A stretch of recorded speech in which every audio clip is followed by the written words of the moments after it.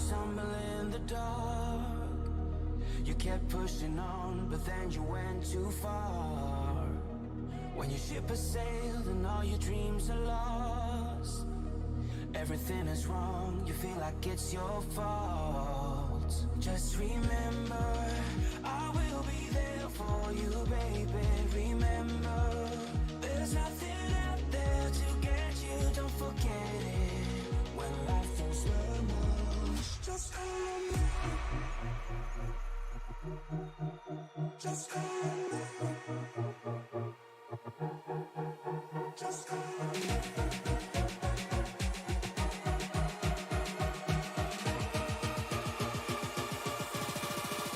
Just call me.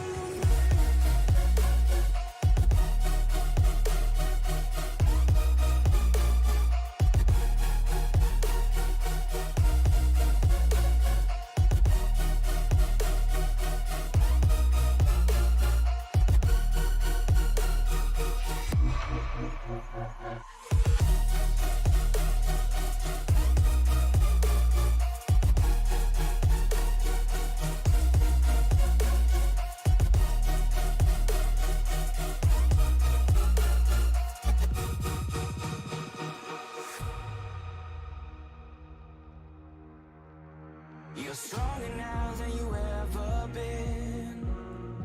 You gotta leave now, it's time to catch the wind. You will climb up high and look through the clouds, and when you're feeling low, I know you'll bounce back. Oh, and just remember, I will be there for you, baby. Remember, there's nothing out there to get you, don't forget it. When life throws lemons, just call me. Just call me. Just call me.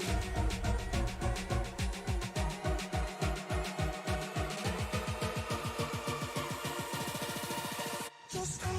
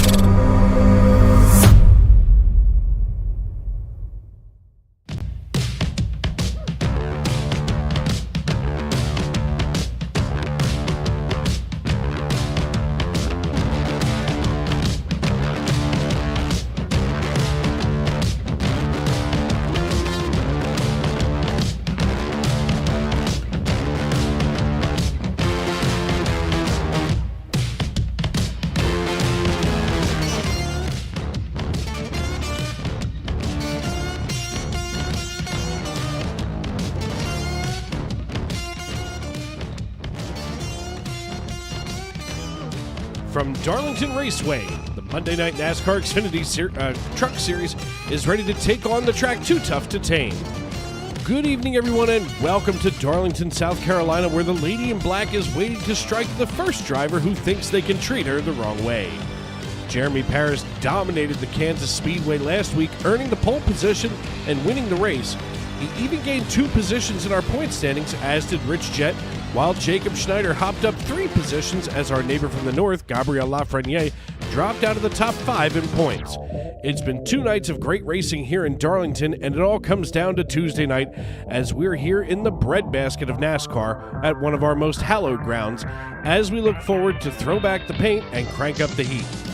I'm Dave Regal here in the Tony Trapasso Memorial Broadcast booth, and as always, I'm thrilled to be with you every step of the way.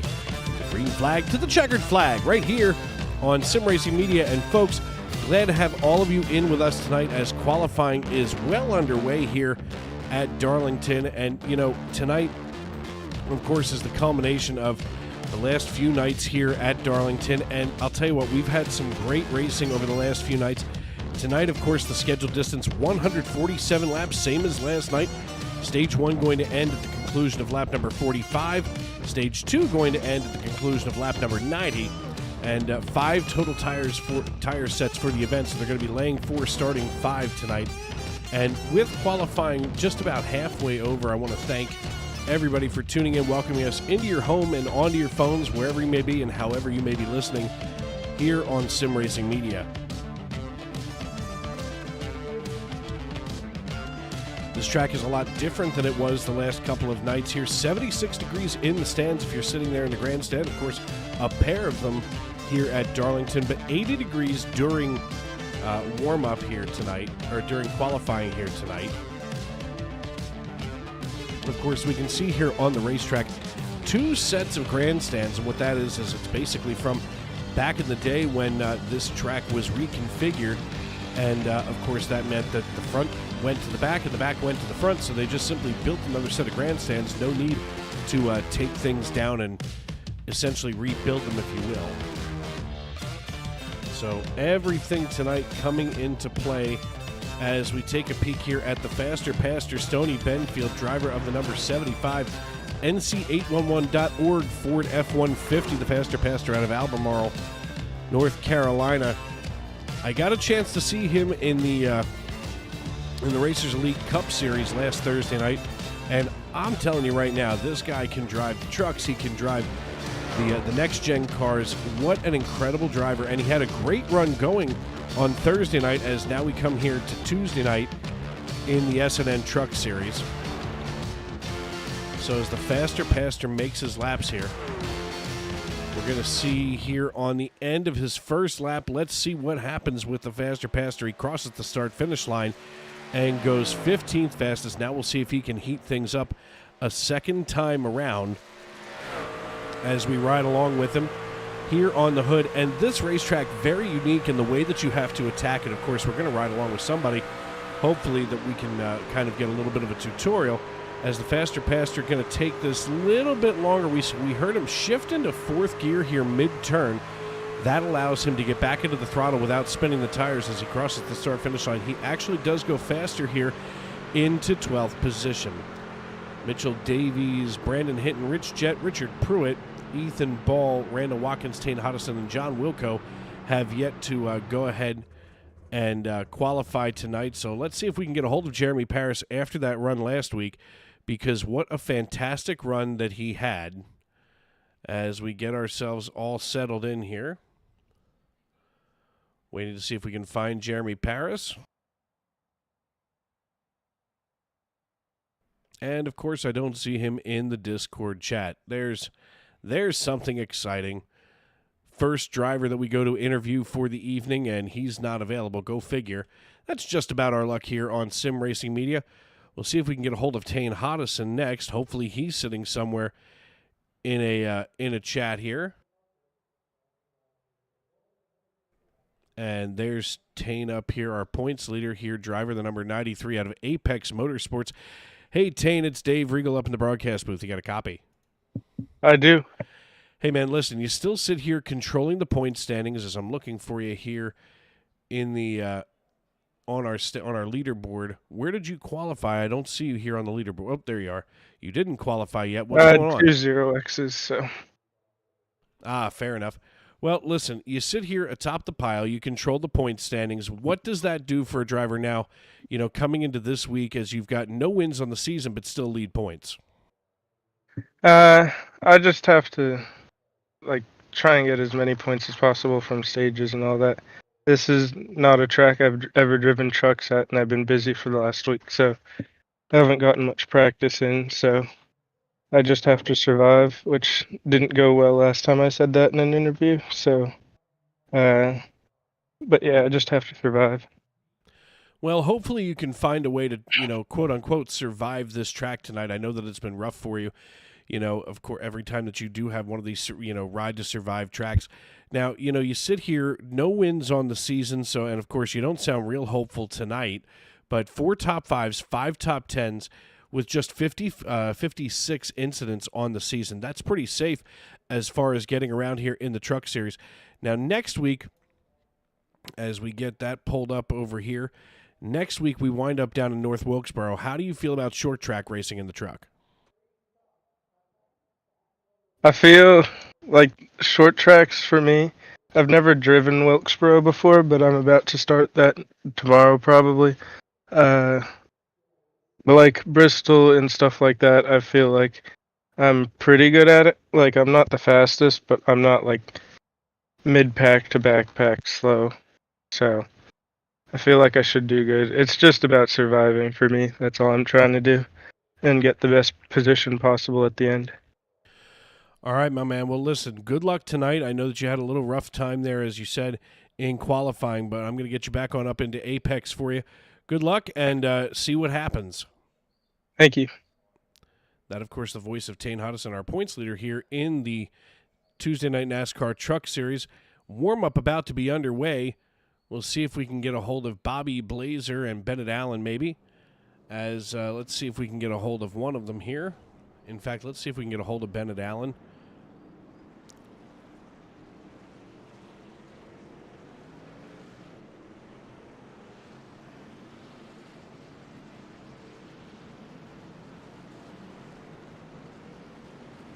Hey, Bennett, it's Dave up in the booth. You got me? Howdy. Hey, man, listen, strong finish. Like you had a strong race last night. I know that, you wilted late there, but what are you thinking about coming into tonight's race in the trucks? Same goal as Sunday and Monday. Just keep nose clean. You want to kind of stay off the wall. Trucks are a different skill set. They're higher downforce, low horsepower, so you got to do your best to keep the car or the truck in the track. But same goal, just try to keep my nose clean. I'm kind of starting near the back because I slammed the wall my second lap in qualifying. So just be patient and hopefully be there at the end. Yeah, patience is something that we learned from a lot of drivers last night. Obviously, race winner, our third position driver came from way back in the field and finished on the podium last night. So it seems like maybe that's, a key to the race tonight. What's going to be, your key next week going to North Wilkesboro as, of course, we get ready for All-Star Week? It's definitely going to be more survive than anything. When it comes to Cup, it's going to be, try to make it to the show, win the All-Star Open, that kind of stuff. But in terms of trucks, it's survive. People usually lose their minds a little bit at short tracks. So, again, got to keep my nose clean and, when you survive, you finish well. All right, my man. Well, listen, good luck the rest of the way. It looks like you're in a pretty full chat tonight up in the JGR stable. What seems to have drawn all of you into Chris Claude's clutches? I think it's me, honestly. Bobby likes hanging around me a lot for some reason, so, Bobby Blazer is a smart dude. He's from the 717 here in Pennsylvania. Listen, good people up there in that group. It looks like you've got you, Ethan Eckert, Aaron Mack. I'll tell you one thing. The patience that you used to teach Joseph Lester, you really need to work on with Ethan Eckert. How do you translate what you do out on the racetrack to what how you teach your fellow drivers? For me, it was all trial and error. I kind of had to do it on my own. So all that information is still pretty fresh, but it takes a little bit of coaching. And definitely when you're in a chat like that, you have to, get it in their brain that, hey, it's 100 and whatever lap race. You have time to, make your way through the pack. And, sometimes it's hard to communicate because people his age, tend to, not listen sometimes. But, teaching is definitely a skill set that I have to learn, Well, yeah, I know, I only say that because you did a great job with Joseph Lester, which means that with Ethan Eckert, I know that you're absolutely capable, of getting through to some of these younger guys, which is something to me that's incredibly important, here on the racetrack. Being able to share that knowledge. Of course, I had Bob Nestor, and who taught me the same thing, and eventually taught me that, hey, maybe broadcasting's better for you. Yeah, it's just it's stuff that we learn that we get to pass down to younger kids, and I had to go through it. As simple as that. I mean, you know me, like 2-3 years ago, I was a wrecking ball. And people were scared of me. And over the course of time, people started gaining more and more respect. So, it's just applying that stuff to Ethan, and I applied that stuff to Joseph, and he improved. So, Right.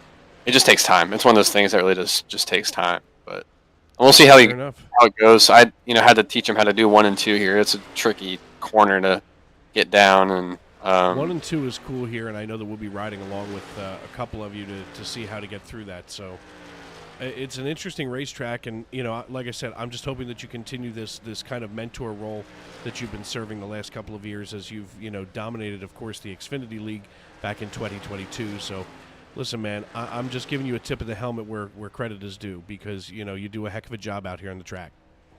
Appreciate it, Dave. You're doing a heck of a job in the booth. I know you have some graphical issues that we've been working on, but you've been dealing with that in a very mature manner, and and you're trying to make the broadcast better, and we appreciate that. Definitely as drivers who have family members and friends who watch, and you're a pretty darn good commentator too. So we appreciate everything you do as well.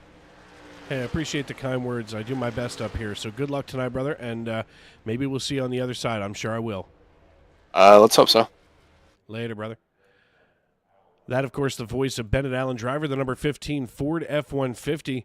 As drivers now have concluded the warm-up session here, that means that we'll be getting ready to go racing as Ethan Eckert climbs in. Of course, Ethan Eckert sitting outside pole tonight. We were just talking about him. A very good driver. It's just a matter of developing some of that discipline here on the racetrack, which we've seen happen in this league with multiple other drivers, including the boy king Joseph Lester, who spent several years in and around this league. And of course, I know that the young man did a lot of growing here, as it looks like Ethan Eckert going to sit alone here. Maybe Jacob Schneider deciding to slide to the back of the field, our pole sitter. There's Jacob Schneider here in the 05 from Greenville, South Carolina. Ethan Eckert going to sit on the outside of row number 1. Row 2 going to feature Jeremy Paris and Claude Ferland, while Brandon Minto out of Norman, Oklahoma, going to be in row number 3.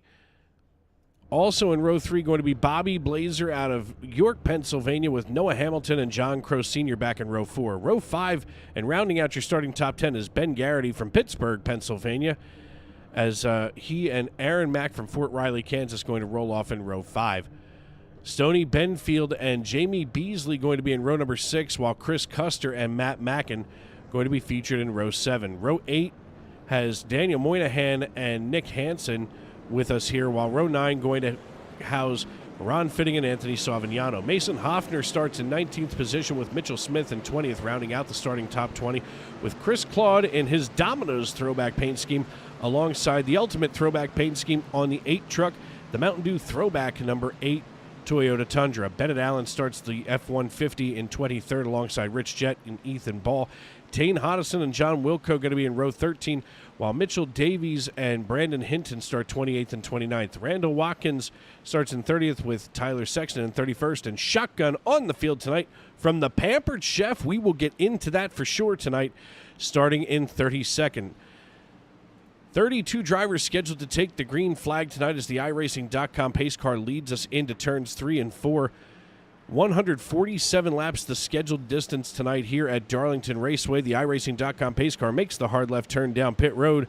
The only thing that's left to do is it's time to wipe the visor and adjust the 5-point harness. Grandma, grab some popcorn, call a friend, settle in. Race fans, it's show time!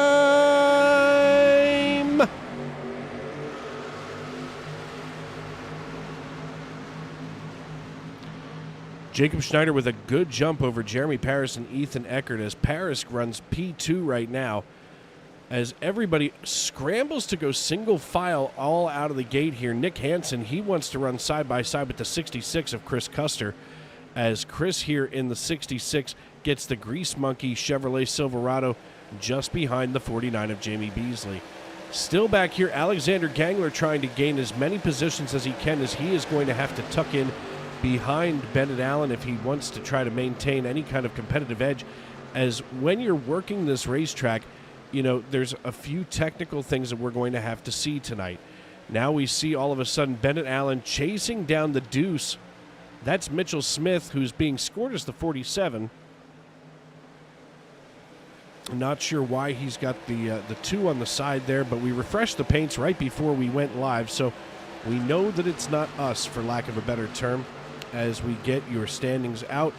Jeremy Parrish just laid fast time down on the racetrack at 28.92 seconds. So first driver to go sub 28 since Sunday night, as of course the City Chevrolet Silverado, if you will, has it gets to see here some cooler track temperatures as we pull that up. 79 degrees on the asphalt now at race time. And, the biggest thing with that is that it adds grip into the racetrack and allows these drivers to be slightly more aggressive, when this, and now he goes even faster at 28.87.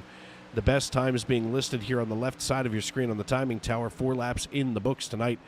But, here's the thing. With more grip in the racetrack, that allows these drivers to be a little bit more cavalier in their moves, in the way that they drive this piece. And speaking of the way you drive this piece, let's ride along here with Jacob Schneider. Now we see him drifting high here in turn 1. Now he has to do it a second time, dip down in 2 to make the exit. Here's the interesting thing about this racetrack as we ride along with Schneider. You're going to come down here, and this is turns 3 and 4 is a little bit different. In the trucks, you're able to get down against that that dotted line. You come down the front stretch. Of course, he's all cranked up here in 4th gear. We're going to see him nose down right here to the bottom against the dotted line. He ricochets back up here to the wall and now has to feather the throttle once more to get down and make it out of turn 2 alive. It increases your speed, and we can see that right here on the dashboard on the right-hand side, of your screen, as he now hugs that white line to make the swing out of turn 4. So it's a very technical track. That double apex in 1 and 2 makes things very interesting as you hit all but 170 miles per hour coming down the front stretch, and then having to dip down twice between 1 and 2. And it's, to me, that's something that's so special and so unique about this racetrack, and it makes it a lot of fun to watch here at Darlington, South Carolina. I want to welcome everybody in to the youtube.com live chat, as Spider Mike is welcoming everybody this evening. Zachary Gallo, same way, and the Michigan Rocker cheering on Brandon Minto, of course, driver of the number 12. Let's see where Brandon is right now here in his number 12, and what a paint scheme he's got here. The Oklahoma City Thunder, of course, Brandon being from Norman, Oklahoma, has a cool little throwback scheme for the OKC Thunder, so I'm liking this. Of course, it's also, I'm going to have to check. I don't pay attention to the NBA close enough, so fortunately I know who the Thunder are, but not able to tell you if they're playing in this year's playoffs. I have no idea. So if anybody can help, that would be much appreciated, as I, of course, have to quickly go to the mothership, ESPN.com, and see who plays and who don't. And it doesn't look like they do. Let's see all NBA. I'm literally peeling back the curtain as we speak. And we're going to go to the NBA scores because I'm just that curious. Yeah, it doesn't look like they play. So, don't even know what to say about that. Oh, yeah, they do. Tomorrow night, 9:30 p.m. over on TNT. Wouldn't even know who these folks are. But hey, for Brandon Minto, we'll give you some screen time. We'll talk some OKC Thunder. As Jacob Schneider leads the way here on lap number 10, we're already starting to peel them off pretty quick as Jeremy Parrish is in tow here. Chris Claude a little loose as a goose here, already being lapped early in this race, while Stoney Benfield is down on pit road. Not sure what happened with Stoney, so let's see if we can maybe find out what happened here, as perhaps he had some type of an incident on the racetrack. It looks like something may have broke on his truck. In fact, let's see if I can run this back on our replay screen, and maybe he smacked the wall just a little bit too hard. Looks like he may have, coming out of 4 and down the front stretch. As we come back here, watch Stoney here as he's got Chris Custer on the high side. Stoney comes out of 4 and maybe just, gets a little bit of a nudge from Custer and just noses himself into the wall. He scrapes the inside, goes sideways. He manages to keep it just facing forward enough that he doesn't bring out the caution. So some skill out of Pastor Benfield there in the 75 as he goes down pit road for some much-needed repair here on lap number 12. So he's been down there for about 4 laps now. Jeremy Parrish still trails Jacob Schneider now by 0.3 of a second Claude Ferlin here in the 43. He's got himself single file behind Bobby Blazer. Now, I want to talk about Chris Claude's paint scheme since we have time. He's got the Domino's paint scheme with that old school round Coca-Cola logo here on the left-hand side. The interesting thing is the Domino's, of course, back in the day was the 30-minute guarantee, and nobody gets the 30-minute guarantee anymore, even with the fine folks over at DoorDash. If you get your pizza within 45 minutes, in fact, it just happened on, I think that was Sunday night. Just took a long time for the pizza to get to the house, and it's like, hey, listen, I thought there was a 30-minute or it's free guarantee. I guess they backed out of that early.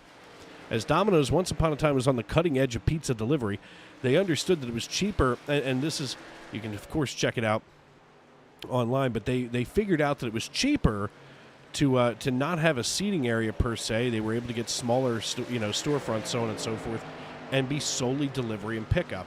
That lowered their overhead costs, that lowered their rent costs. It did all kinds of things, which eventually propelled them into being one of the giants in, the pizza business today. And interestingly enough, speaking of Domino's, as of course this is one of those things where I wish that I had a producer or a commentator with me, as I've got to look this up manually because, goodness gracious, heavens to Betsy, anybody should hang out. Domino's Pizza, of course, was founded in Ann Arbor, Michigan. The interesting thing is, Domino's Pizza, of course, we think of, pizza as being a New York thing, an East Coast thing, and the pizza as we know it in today's world was highly Midwest. I mean, of course, that was in Michigan there for Domino's, and here we are as, Pizza Hut itself was founded in Wichita, Kansas. So, the pizza that has been commercialized in this country actually came from the Midwest and not even from Italians, so to speak, which of course we always associate with it. In fact, Dan Carney and Frank Carney, a pair of brothers, had founded Pizza Hut, and the more that I think about it, the more I think, geez, I thought that we'd find the Giuseppe brothers or something like that, and of course it wasn't. There it is being, a couple of average white guys there in the Midwest, as James and Tom Monahan with Dominic DeVardi founding Domino's, and of course the Monahans not exactly Italian either. So it's very interesting to read about all of this. As Ann Arbor, Michigan, and Wichita, Kansas is where pizza was first commercially developed in this country. And for more useless information, stay tuned because there's going to be a lot of it tonight. Matt Scott cheering on the 30 truck. Let's take a look and see where he rides tonight.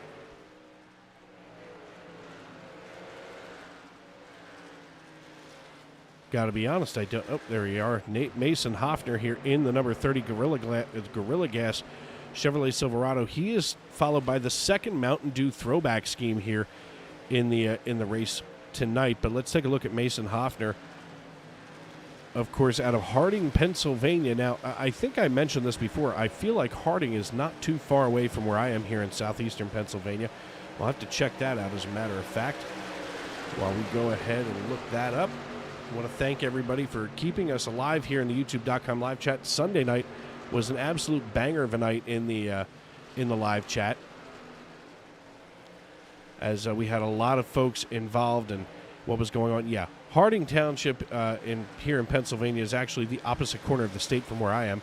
I'm down here in just outside of Philadelphia, Pennsylvania, the city of brotherly love, and Harding is just outside the city of Oh, there goes Hoffner, as he is quickly taken out. My God, as we stay. Nope, there's the caution.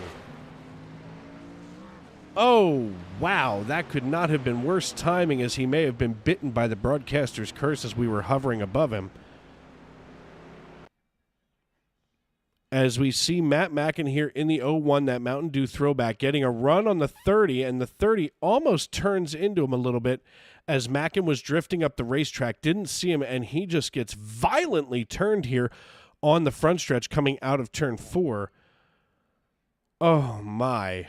That is absolutely an awful way to get going here for my fellow Pennsylvanian, of course, as I was saying, Harding, Pennsylvania, up toward Scranton, PA, which is where a certain famous person was born, supposedly. Schneider and Paris come down pit road. I'm sorry, Schneider and, let's see, Schneider, Eckert, Garrity, and Crow all come down pit road. Paris, Minto, Furland, and Blazer Savignano, they all stay out. So your top 5 going to shift around a little bit here as we take a look at Anthony Savignano. Oh, we're gonna get in on this later this evening as he's got a throwback Gatorade logo, and Gatorade's logo really hasn't changed much over the last several decades. But of course, the history of Gatorade very important, and especially in our sport where hydration for the drivers is as important as it is, here on track.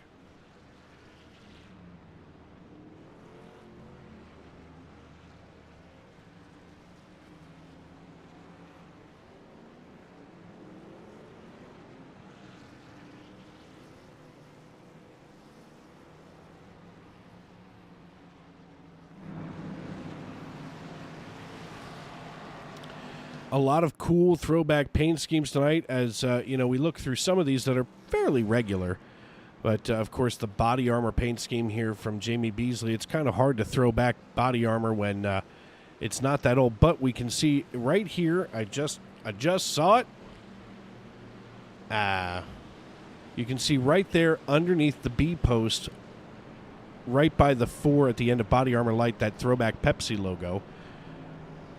So we'll take that as a throwback logo. No throwback for Tane Hodison. Bennett Allen, of course, in the B-Blades vintage F-150 tonight. Noah Hamilton, you can't throw back Razor. The Peach Vibe, number 20 for Mitchell Davies.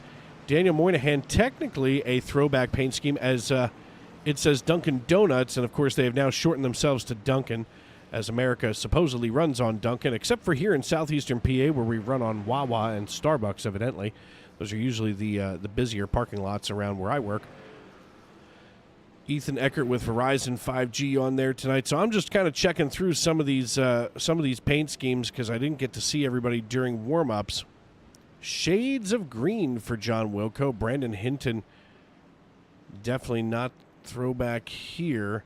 The Pampered Chef, that's going to be a topic of discussion too, for sure. But right now, Jeremy Paris is going to be our topic of discussion as he leads this race. He's up 2 positions from where he had qualified on the inside of row number 2. Brandon Minto in the 12 machine in the OKC Thunder F-150. Going to be restarting in P2. Claude Ferlin, our neighbor from the north, he's going to be starting in third position when we get back going. And Anthony Savignano, he'll be restarting P5. So Aaron Mack also going to be there on row number 3. It's been a busy night so far. 25 laps in before this caution came out. So obviously these drivers are trying to focus on, not just surviving but also thriving here on the racetrack as they have been gapping one another pretty handily.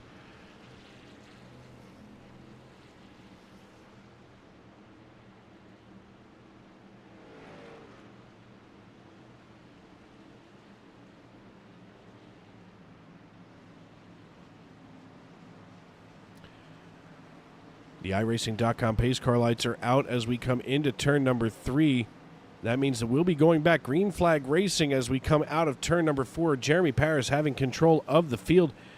The man in the stand has the green flag in his hand. We can see the field coming in here. The iRacing.com pace car dipping down pit road. Barney's got the green flag. Jeremy Paris has control. He enters the Geico restart zone, hits the loud pedal, and we're back underway.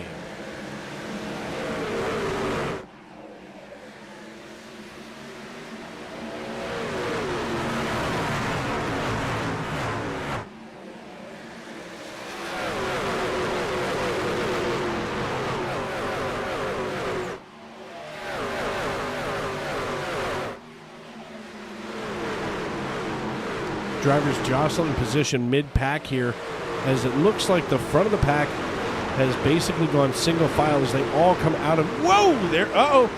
We're going to have trouble down the front stretch as everybody's scattering for position.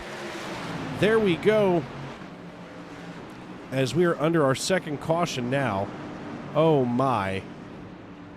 I hope that I can find who that might have affected. I'm going to assume something happened here with Alexander Ganglers. He's going to be limping it down pit road.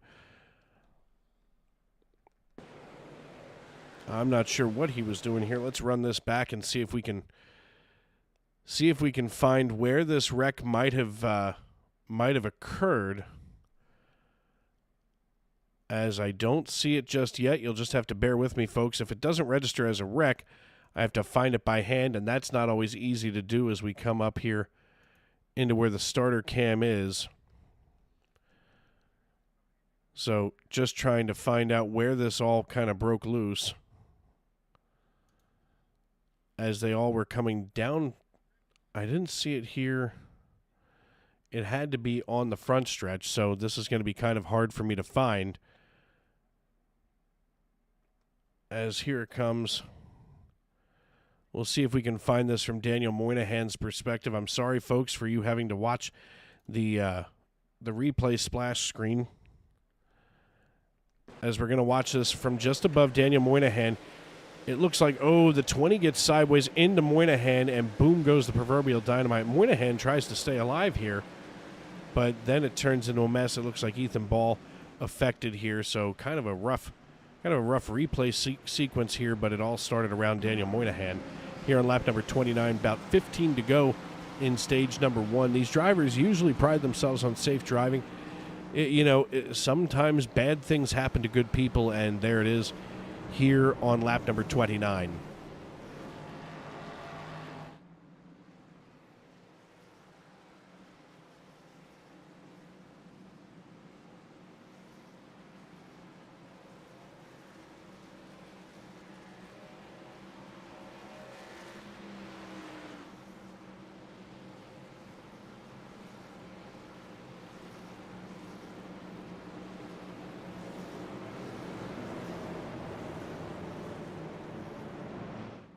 Going to see if we can get a hold of some of these drivers here that may have been involved. We'll see if we can find Pastor Benfield first, because I know that he really took it hard earlier. There's Stoney here in the Ferda Motorsports stable. Hey, Pastor, it's Dave up in the broadcast booth. You got me? Yeah, Dave, how you doing, buddy? I'm good, man. It looks like you've had a rough go tonight here in the truck series. What happened there? Yeah, we were running there, and Chris Custer got into the rear and spun me into the wall, and I don't think he did it on purpose, and I've just got about a minute and 45 seconds worth of damage left, so just got a lap back. I'm 5 down now. We'll be patient and see what happens here. Yeah, I saw the wreck happen, and I mean, yeah, it didn't look intentional at all. Chris Custer, like yourself, is probably one of the most unoffensive drivers on the racetrack. He's definitely not, Mr. Aggression, if you will.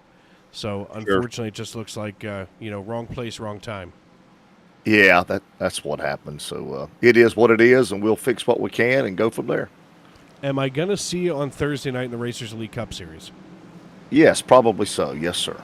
I was telling the folks here at home that I got a chance to see you racing over there. It was exciting for me, of course, as I bounced through the different leagues during the week. So, when I see it, I get excited. And now I look forward to something completely different on Thursday night. Yeah, it's a pretty good league. Last week, of course, was my first week there. So, anyway, yeah, look forward to doing that. All right, man. Well, listen, good luck, as it looks like you are pulling off pit road. So, good luck, and we'll see what happens for you. Thank you so much. As we're going to get him back on up here. It's always a pleasure when I get to talk to Pastor Benfield. He is one of those people. I mean, first off, you're a pastor. You should be an encouraging voice to hear. And, even on some of those nights where you crawl in here and maybe you didn't have the greatest of days, maybe it's just been a rough week, at least talking to Pastor Benfield always makes me smile, as looks like Jeremy Paris is going to be the one smiling in the City Chevrolet. See that looking like he's from that movie that I just completely brain farted. Days of Thunder. I don't know what on earth just happened to me.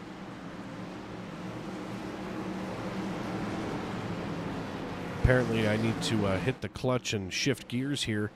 Keeping things a little high-spirited as the iRacing.com pace car makes the hard left turn down pit road.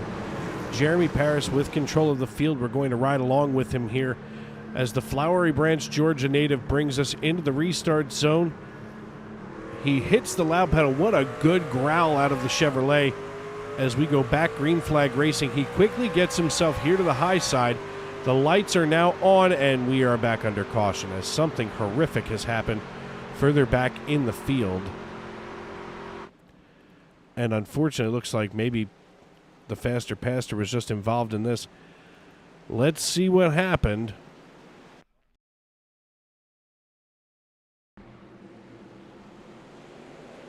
A little bump from the 20, maybe a little accordion action here as it turns Moynihan.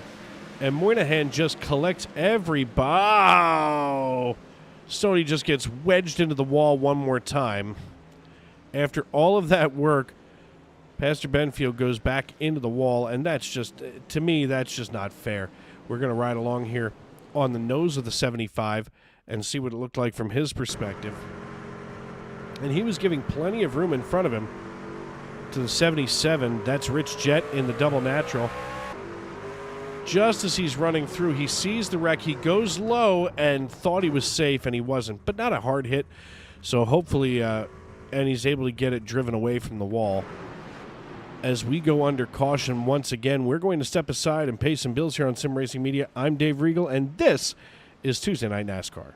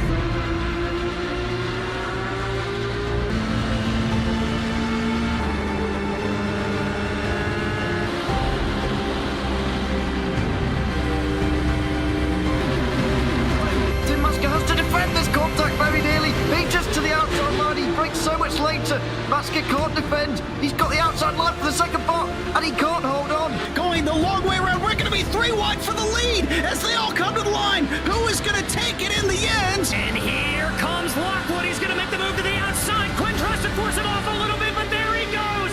It's going to be side by side through turn 1. Will he be able to cover him off? He does. Weaving back to the left-hand side. Reynolds is trying everything. The kitchen sink is being thrown at it. They're leaning on each other. Coming into turn number 3. It's going to be a drag race through 3 and 4. Coming back to the line. Here comes Frisch on the bottom. Richard's going to hold the inside. Tries to be the late breaker here. They're going to be side by side through the final chicane.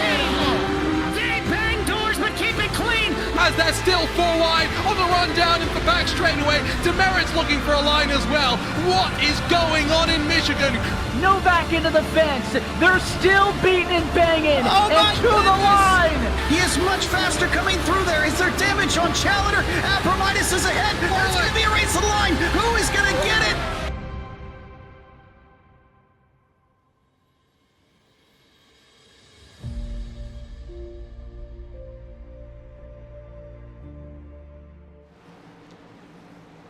Welcome back to Darlington Raceway, where we're here on lap number 35. 10 to go in stage 1. When we come back to the line, we should be going back green flag racing next time by. Jeremy Paris with control of the field, our third caution of the evening here in stage 1. Jeremy Paris and Claude Furlan going to be up here on the front row. Brandon Minto, Anthony Savignano, Chris Custer, Bobby Blazer, Tane Hodison, Aaron Mack, Bennett Allen, and Jamie Beasley, your top 10. As we take a peek here, I want to thank everybody for checking in on the YouTube.com live chat. I don't know why my paint won't work. Well, I tried my very best to refresh, as I do every week during the warm-up session after qualifying. So I refreshed the paints, and if it didn't work, then it may be a setting there in iRacing. Jared Ferreira cheering on Ben and John.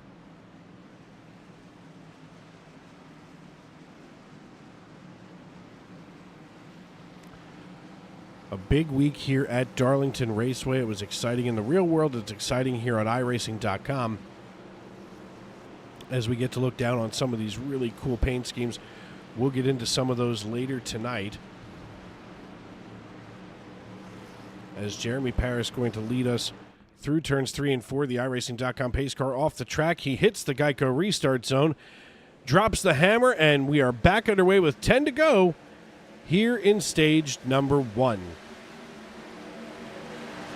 Jeremy Paris gets a good jump over top of Claude Ferlin and Brandon Minto, as Minto's trying to find a place to get into line. He can't. He's going to slide behind Savignano now, as Chris Custer looks like he's going to get up behind him, and now Minto and Custer going to have to fall into line at some point here. And Custer manages to get single file, and there goes Minto, as now all the way back here through at least Ben Garrity in the 65. He's single file. Looks like Jacob Schneider in the 02, the last in this opening group of cars, trucks that is. So 12 trucks deep here for group number 1, then about 9/10 of a second back to Noah Hamilton, and that's when things start to kind of calm down. So for many of these drivers, this may be all right, as Ethan Ball it should be the 96, not the 55. He's trailing Daniel Moynihan in the Dunkin' Donuts F-150, as Daniel Moynihan was a little unfortunate earlier on in the race, but just one driver down laps still turning those laps, and that's the faster pastor, Stoney Benfield. Mitchell Smith and Mason Hoffner each off track, as it looks like Mitchell Smith going to be coming off of pit road now as he limps it off, and we're under caution. Ben Garrity registering as having crashed, 4th caution of stage 1. These drivers are going to have to clean it up because this is kind of rough, as we see Ben Garrity in the 65. Oh, the 11 gets into Bennett Allen and sends Bennett Allen skittering down the... Oh, wow. 4 trucks involved in this. Aaron Mack, the 65, Ben Garrity. Ay. Let's take a look at this from the 31's perspective, if I can.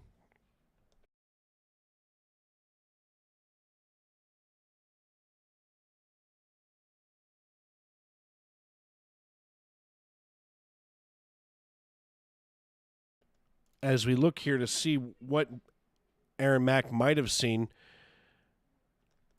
as we ride along with him ever so gently. We drop this down to quarter speed. In fact, hold on a second. Let's go here and go quarter speed now, as we can see the 11 getting, well, the 15 got a little wild coming out of 2. The 11 doesn't have a chance to check up, and as Bennett Allen goes sideways down the racetrack, he's going to collect the 65 unintentionally, and then leaves it nothing for Aaron Mack to do but door him right there. Meanwhile, back at the ranch, it just seems like some of these drivers had no other place to go other than into him. So a few things go wrong there. My goodness. As we're under the 4th caution, now this should, and I'm saying should because Lord only knows I could be wrong, leave us with 1 lap to go in stage 1, as we haven't gotten out of stage 1. It's been a half hour since the green flag initially dropped, so hopefully we can get our lives together here on the racetrack.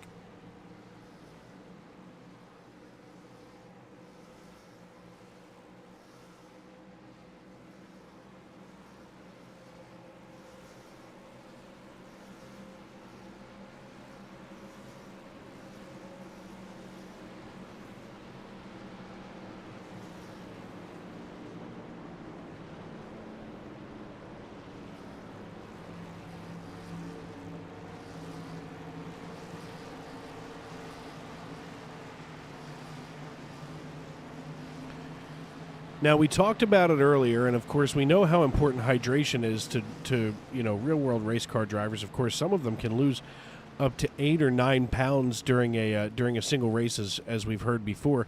We're going to take a look here at Anthony Savignano's number 50, Silverado. And, let's just get a little close here, as, of course, he's got himself a really cool Gatorade throwback. Of course, Gatorade was, originally it tasted awful. Of course, now they have a rainbow of flavors. But back in 1965, a team of scientists at the University of Florida, the home of the Gators, looked to try to give themselves an edge. They started analyzing sweat, essentially. They were collecting sweat samples. They were trying to figure out what we lose when we drink. And, of course, most of the time it's, salt and other electrolytes in our blood and bodies, or in our sweat and bodies. So they wanted to figure out a way to put that, put those things back into us. I mean, without, being completely nasty. Of course, lemon lime, the original quote-unquote flavor, and apparently it tasted just this side of primate urine, as we'll call it. But we'll get into this a little bit deeper here. But Gatorade is served in 80 countries around the world, including the U.S., Canada, Brazil, France, Germany, the U.K., and Australia. It initially was invented by a team of scientists led by Robert Cade down there in Florida. We'll get into that a little bit later, but of course it is still manufactured down there in Florida. And we all know what Gatorade does for us, especially if you're an athlete, if you're somebody who works outside. I know, where I work, that we're getting into the season where we'll be starting to mix that powdered Gatorade into the big jug for those really hot days on the property. And believe me, for those of us that are always afraid of cramping up or getting sick during the summer, Gatorade, of course, a big help for us there. And if you've ever been sick, with a stomach bug, Gatorade, of course, replacing some of what your body is hurling out of your mouth. As the iRacing.com pace car dips on down pit road, we're going to have 2 laps left here in stage number 1. As Jeremy Paris leads us back to green, he hits the loud pedal, and he and Savignano take off from in front of the field. Savignano going to have to slide P2 right now behind him, as Claude Ferlin goes to slide in here to P3. They're side by side. That's Tane Hodison and Jacob Schneider, as Schneider goes to tuck in behind Chris Custer in the 66 out of Ohio. Single file goes the top 7, and nearly back here, almost to where Alexander Gangler is in 8th position, as everybody's decided maybe now is the time to play it a little conservatively. Jeremy Paris leads the way back to the start-finish line, and that will conclude stage 1 when we reach it. After, at this point, it looks like maybe Noah Hamilton would be that 10th place driver that would trigger the caution for the end of stage 1. Paris, Savignano, Ferlin, Minto, Blazer, your top 5. Jeremy Paris hauls it out of turn 4 down the front stretch. And that is the stage, as it looks like Brandon Minto nabbed 4th position as he hauled it down there to try to grab one more spot away from Bobby Blazer. As Jeremy Paris captures the green and white checkered flag, we'll have to chat with him in a moment.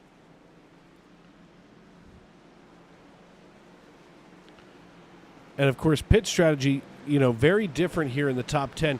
Looks like Schneider and Gangler each came in after, actually, they've basically come in once. Everybody else on 45-lap-old tires. So Schneider and Gangler going to have to get on pace with everybody else, as Jeremy Paris brings the field down pit road. As they come around the corner, here they are. The lights are on. The shadows are starting to make their appearance. Obviously, the track temperature is now dropped down to a comfortable 78 degrees. Couldn't even try to cook an egg if you tried. As Jeremy Paris has a long way down pit road, he's got to go down to box number 1.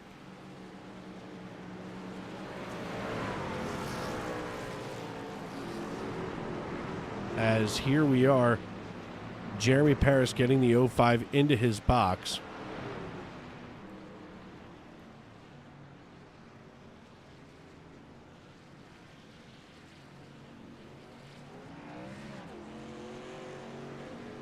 Looks like Jeremy Paris not in the Discord chat here, so I'm not going to be able to interview him. So unfortunately for him, that's going to be a shame. I was hoping to get a chance to chat with our stage 1 winner. It's been an interesting stage here. 4 cautions for cause, as we have number 5 coming out here.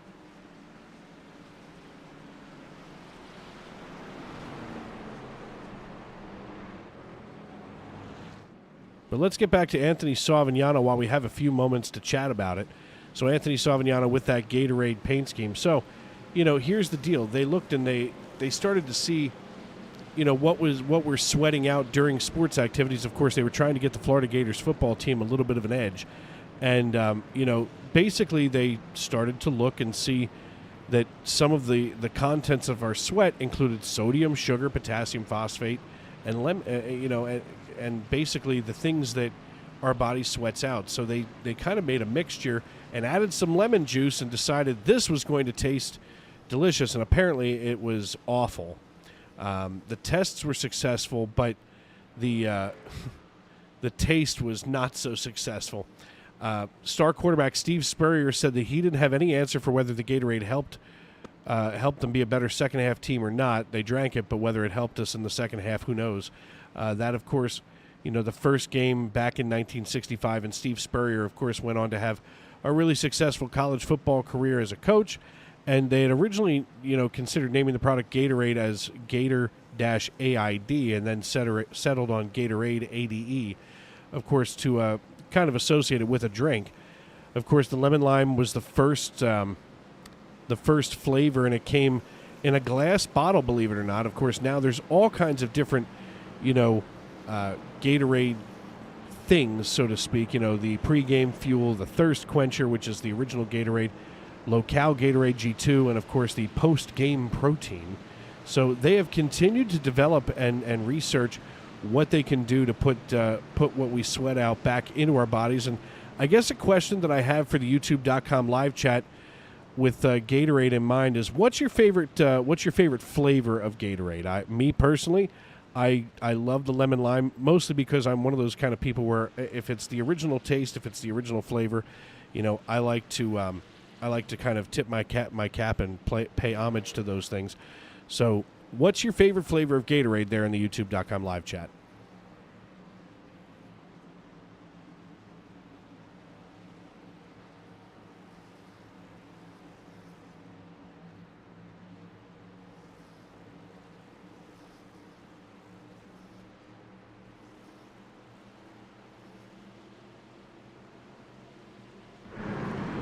Drivers all double file, stage 2 ready to fire off here as Jacob Schneider in the 0-2 brings us down the front stretch. He and John Crow didn't come down for pit service this time around. They were last down on lap 22. Barney waves the flag, and here we go, stage 2 underway.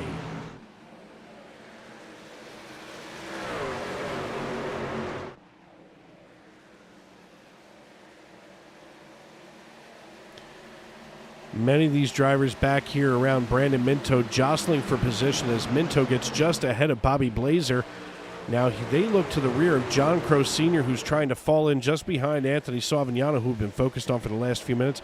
A little bit of smoke out of the wall on turn 4 as everybody makes their exit off. Tyler Sexton here in the 35. He's watching just ahead of him as Daniel Moynihan works the inside of Noah Hamilton in the 84. They go side by side out of turn 2. Oh, loose goes Sexton, but he manages to keep it straight and out of the way. Everybody else able to dodge the race truck. As he holds his line here, he's got his Darlington stripe for sure. That's going to affect his right side aerodynamics and, of course, his wheel. As we still have a pretty hot and heavy battle here. The 0-1 of Matt Mackin and a Mountain Dew throwback. We have 2 Mountain Dew throwback paint schemes tonight, as Jacob Schneider leads the way here on lap number 52. The 35 getting out of line once again, coming way down to the apron as we take a look at Mitchell Davies, who's finally in a nice safe position. He's chasing down Ron Fitting in the number 3, and he's got Randall Watkins behind him in the 27. So, and I'll be honest with you, if there's somebody I want to see behind me, it's Randall Watkins. If somebody's going to have their hand on my boot, it's going to be him. As, Randall is one of those drivers that just absolutely tries to get it done every week. Sometimes he's in the wrong place at the wrong time. But my brother from another mother there, Mr. 305 from Miami, Florida, and the Miami-Dade Fire Department, of course, out here running his heart out here. Up 13 positions, running in 17th tonight.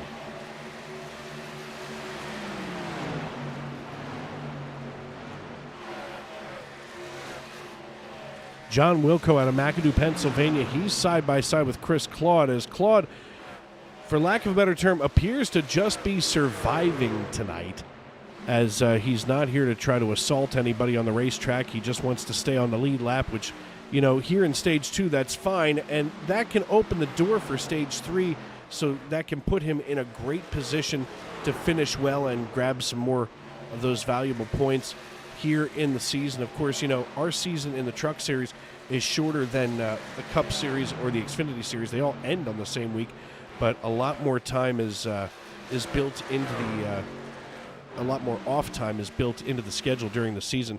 Jacob Schneider hauling it down the front stretch here in the 02 Ford F-150. He's got Anthony Savignano just behind him, and Alexander Gangler seems to be running on Mountain Dew throwback here in the 8 truck, as he last came down on lap 46, and he is holding his own, maybe a little loose there coming out of 2 and down the back chute.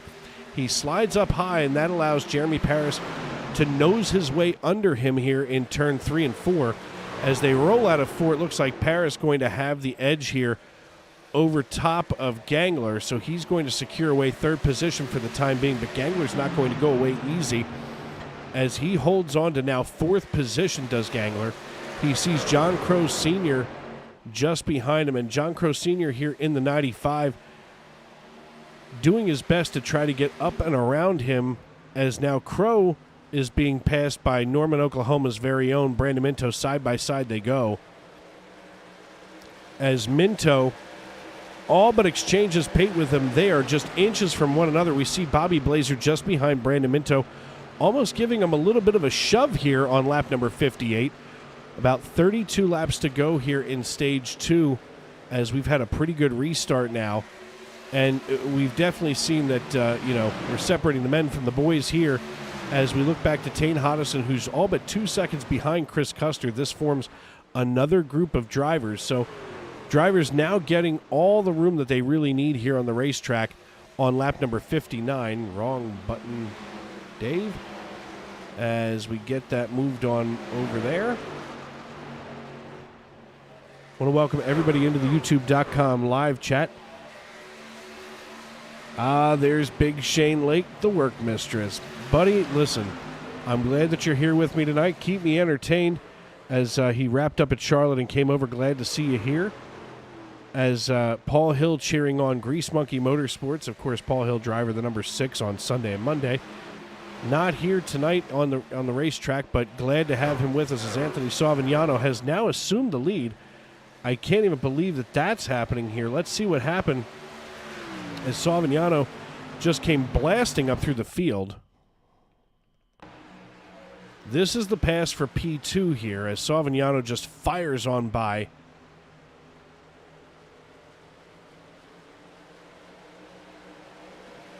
And now we're looking to see where Savignano made it up here to pass Jacob Schneider. There it is, and now I just need this thing to stop ticking away. Here we go, as Savignano, we're going to see him make the pass for the lead, as he simply goes side by side with Jacob Schneider and does not hold anything back. He figures, this is the time where I'm going to try to cook some of this off. He works the inside. He takes that away from Schneider as he hangs him out to dry on the high side. It became a 3-way battle, but not for long, as Savignano got his way around Schneider here, as we're currently working lap number 62, so less than 30 to go now in this stage. Glad to have everybody in with us. Thank you for making us a part of your evening here on Sim Racing Media, for welcoming us into your home and onto your phones, wherever you may be listening, however you may be watching. We thank you for tuning in tonight. And if you haven't done so yet, why haven't you subscribed to Sim Racing Media? That way you get a notification when we go live here on Sunday, Monday, Tuesday, Thursday with myself here in the Tony Trapasso Memorial Broadcast booth as well. We have 6 nights of racing, all kinds of different styles of racing, whether it's trucks, Cup, Xfinity. We even have late models, ARCA series, the super late models, and some of the coolest racing to me is, late models and super late models at short tracks. A lot of torque there on the asphalt, and it just makes for some exciting racing.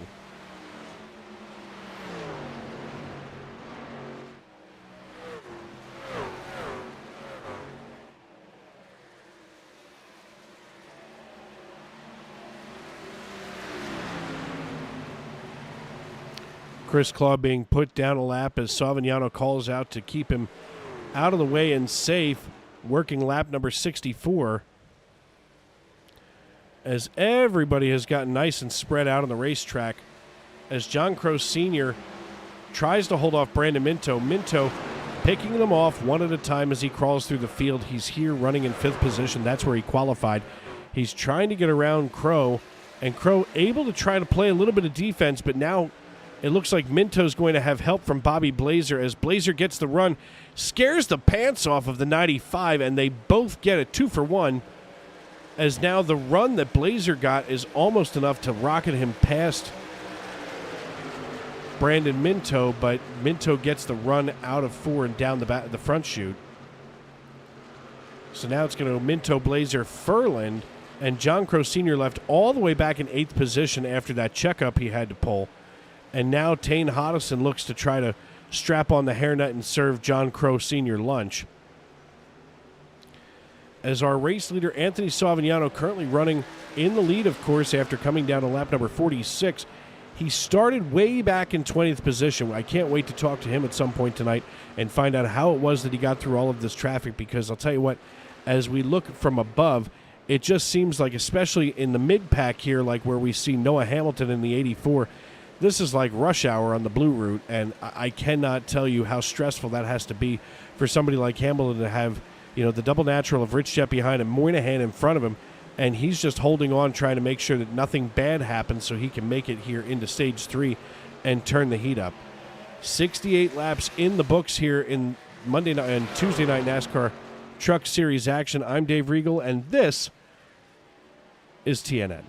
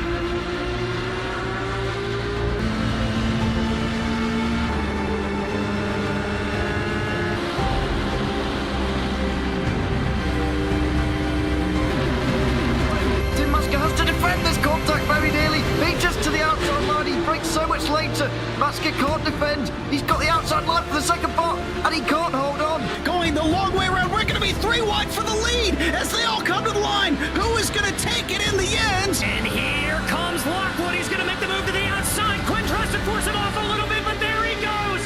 It's going to be side by side through turn 1. Will he be able to cover him off? He does. Weaving back to the left-hand side. Reynolds is trying everything. The kitchen sink is being thrown at it. They're leaning on each other. Coming into turn number 3. It's going to be a drag race through 3 and 4. Coming back to the line. Here comes Frisch on the bottom. Richard's going to hold the inside. Tries to be the late breaker here. They're going to be side by side through the final chicane. They bang doors, but keep it clean. As that's still 4 wide on the run down into the back straightaway. Demerit's looking for a line as well. What is going on in Michigan? Novak into the fence. They're still beating and banging. Oh and to the line. He is much faster coming through there. Is there damage on Challenger? Abramitis is ahead. There's going to be a race to the line. Who is going to get it?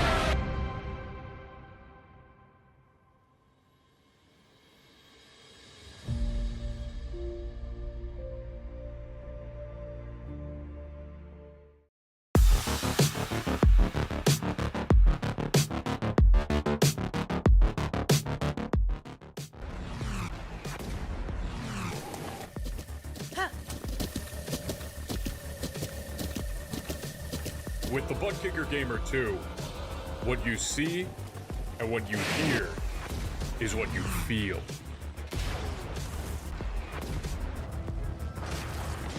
Butt Kicker, the future is feeling.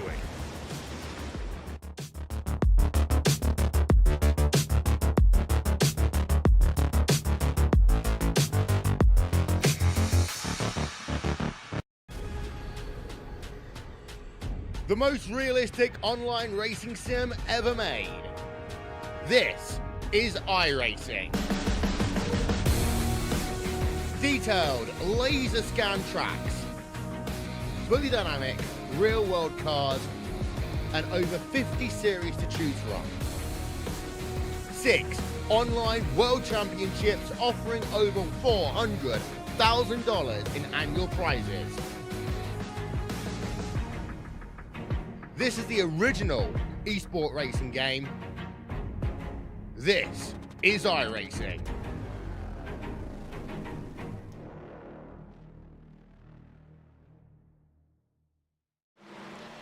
Welcome back to Darlington Raceway. 76 laps in the books, 15 to go here in stage number 2.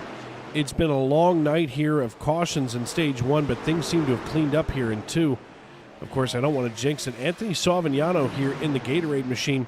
He's got the 50 cranked up to crazy right now as Jeremy Paris works just behind him, about less than 0.2 of a second behind him as they go down the front stretch. Now, Jeremy Paris looks for... Jeremy Paris having a little connection issue there. That's interesting. Just as we went to him, he blinked out. We're going to take a ride here with Paris behind Savignano. Flowery Branch, Georgia's very own, looks to try to find a way to get around him. Now, he doesn't want to overcook it, so it looks like right now he's trying to keep those right sides just a little bit cooler. That's going to leave him a little bit more grip on the right side tires, especially that right rear as he fires off on exit here at Darlington Raceway. Now, one of the things that I find interesting here at Darlington is, of course, the lights. Now, we know that, you know, some of the earliest lights, of course, were installed for night baseball, as we're going to look that up here.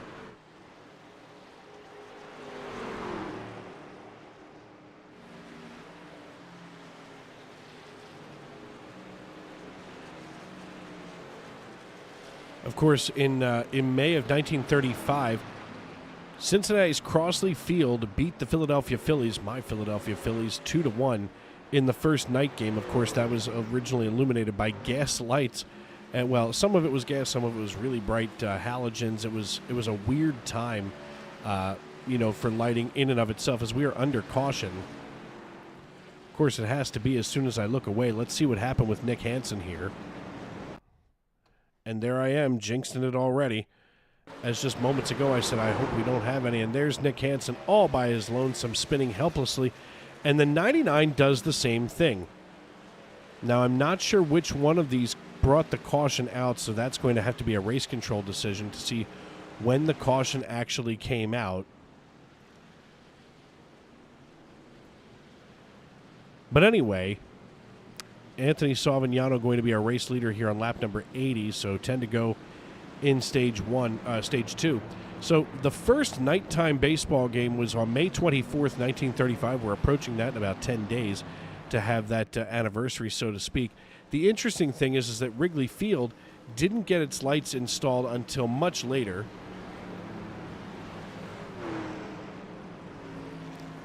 And in fact, Wrigley Field was the last stadium in baseball to get lights on August 8th, 1988, or 8/8/88, as the Cubs played for the first time under artificial light. From 1914 until that Sunday before, games at the friendly confines have been played in the daytime. Now, I say all of that to say this. Lights were not installed here at Darlington Raceway until between late 2003 and early 2004. The lights were installed to help drivers and crews avoid the heat during races.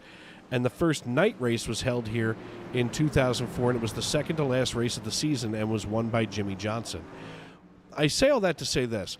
You know, heat has so much to do with what we do on the racetrack. You know, the sun beating down on the asphalt, the cooling down of the racing surface, you know, adding grip and adding more excitement to the racing that we do here. And it's hard to believe that there are still some racetracks without lights altogether, including one of our most marquee racetracks and one of our most famous racetracks, Talladega Superspeedway, 2.66 miles. No lights around it, which is kind of interesting if you think about it. No lights at Talladega, which of course we've got lights around, you know, Daytona International Speedway, 2.5 miles, but it just seems like Talladega has so much area to cover with light that it may be really difficult to do that safely and effectively. Of course, the racetracks that we have today have lights on the infield pointing out onto the asphalt. Then, of course, the lights, the stadium-style lights above the stands that, shine light down from above. They do their very best to create a day-like atmosphere, but, of course, without the heat of the sun. And at a place like Darlington, it's just interesting to see the lady in black cloaked in black from far away as we take a peek here from high above in our blimp cam, as the blimp has been out patrolling above us. And we can see all of those lights here. Now, here right in the middle of your screen, you can see lights that are pointing out onto the backstretch. That's what's right there in the middle of your screen. Of course, lights ringing the outside over top of the grandstands and the seating areas, and then down on pit road, more lights that point out onto the racing surface. Those are actually all over the infield that ring the field that ring the racetrack as well.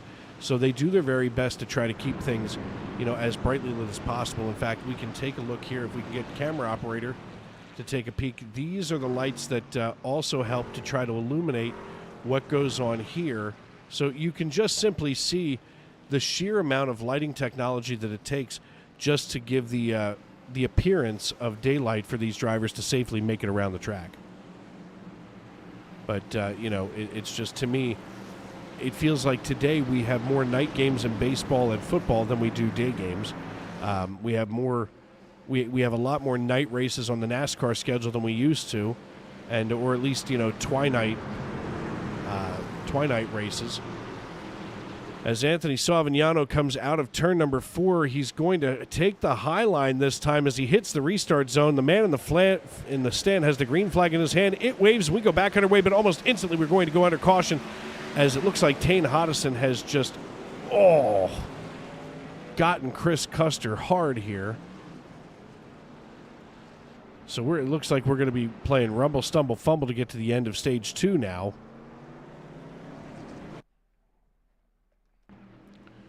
Let's see if we can catch a peek at what happened here. The 43 checked up to 66, didn't, got himself a little sideways. Hodison kind of scurries away unscathed as the 66 gets nailed one more time by the 65 of Ben Garrity. And he does an angry-looking donut to get himself pointed back in the right direction and gets ready to scamper on down to pit road.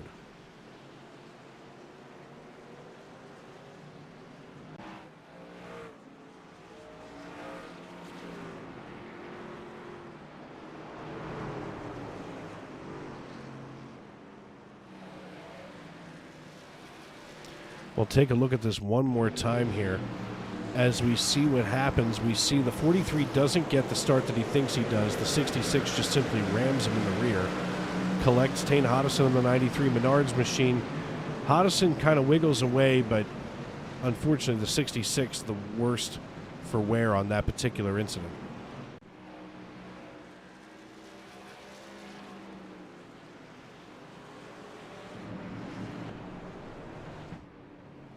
And as we have the time, we'll take a look here at the number 8 Mountain Dew throwback paint scheme. Of course, this is generally Gangler's normal paint scheme that he's been running here in the truck series. But Mountain Dew was kind of an interesting drink when it was invented. It was originally invented as a mixer, as soft drinks were sold regionally in the 1930s. There weren't too many national brands, like Coca-Cola or later Pepsi, and basically, Barney and Allie Hartman developed Mountain Dew, and they had difficulty in Knoxville obtaining their preferred soda to mix with liquor.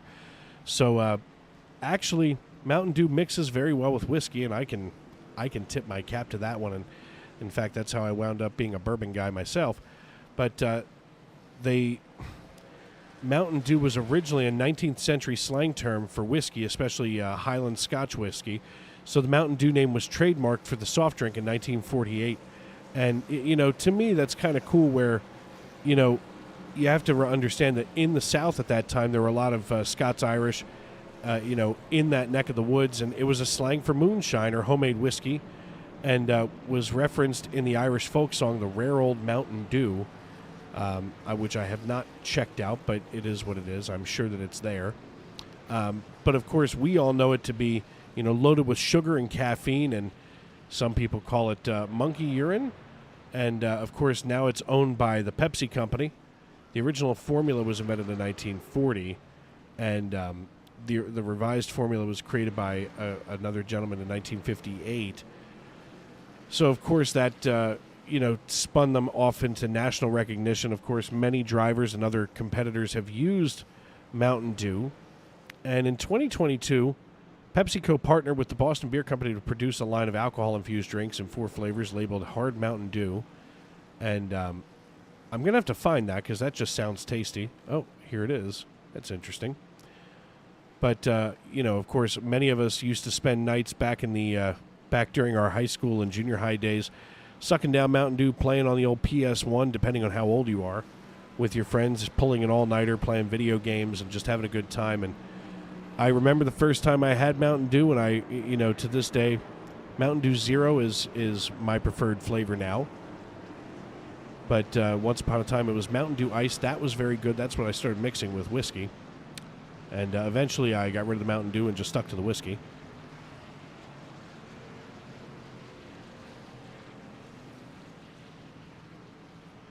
Frank Marchese, if you're watching, and you darn sure should be, I'll have to look at the link that you just sent me a little bit later. Frank Marchese, of course, the godfather of all that is sim racing media, and somebody who is due a lot of credit for the work that we do here and for the broadcast quality that you receive every weeknight, and even on Saturday nights and Sundays. So we've got 6 nights of racing here on SRM. We'll get back to that in a little while, as it looks like I see a couple of SRM guys just hanging out over there in the general chat. Maybe you could come over and hang out with me here at Darlington Raceway. 87 laps in the books. We're working our way toward lap number 90 as Anthony Savignano opts for the high side. Brandon Minto works underneath him as Savignano and Minto come back down here to the start-finish line. They hit the Geico restart zone. Savignano drops the hammer, and away we go. 2 laps to go this time by. In stage 2, as Savignano got a crazy good jump and now a half-second lead over Brandon Minto as everybody else jostling for position here. The 95 of John Crow Sr. trying to get around the Grease Monkey number 3 Chevrolet Silverado of Ron Fitting.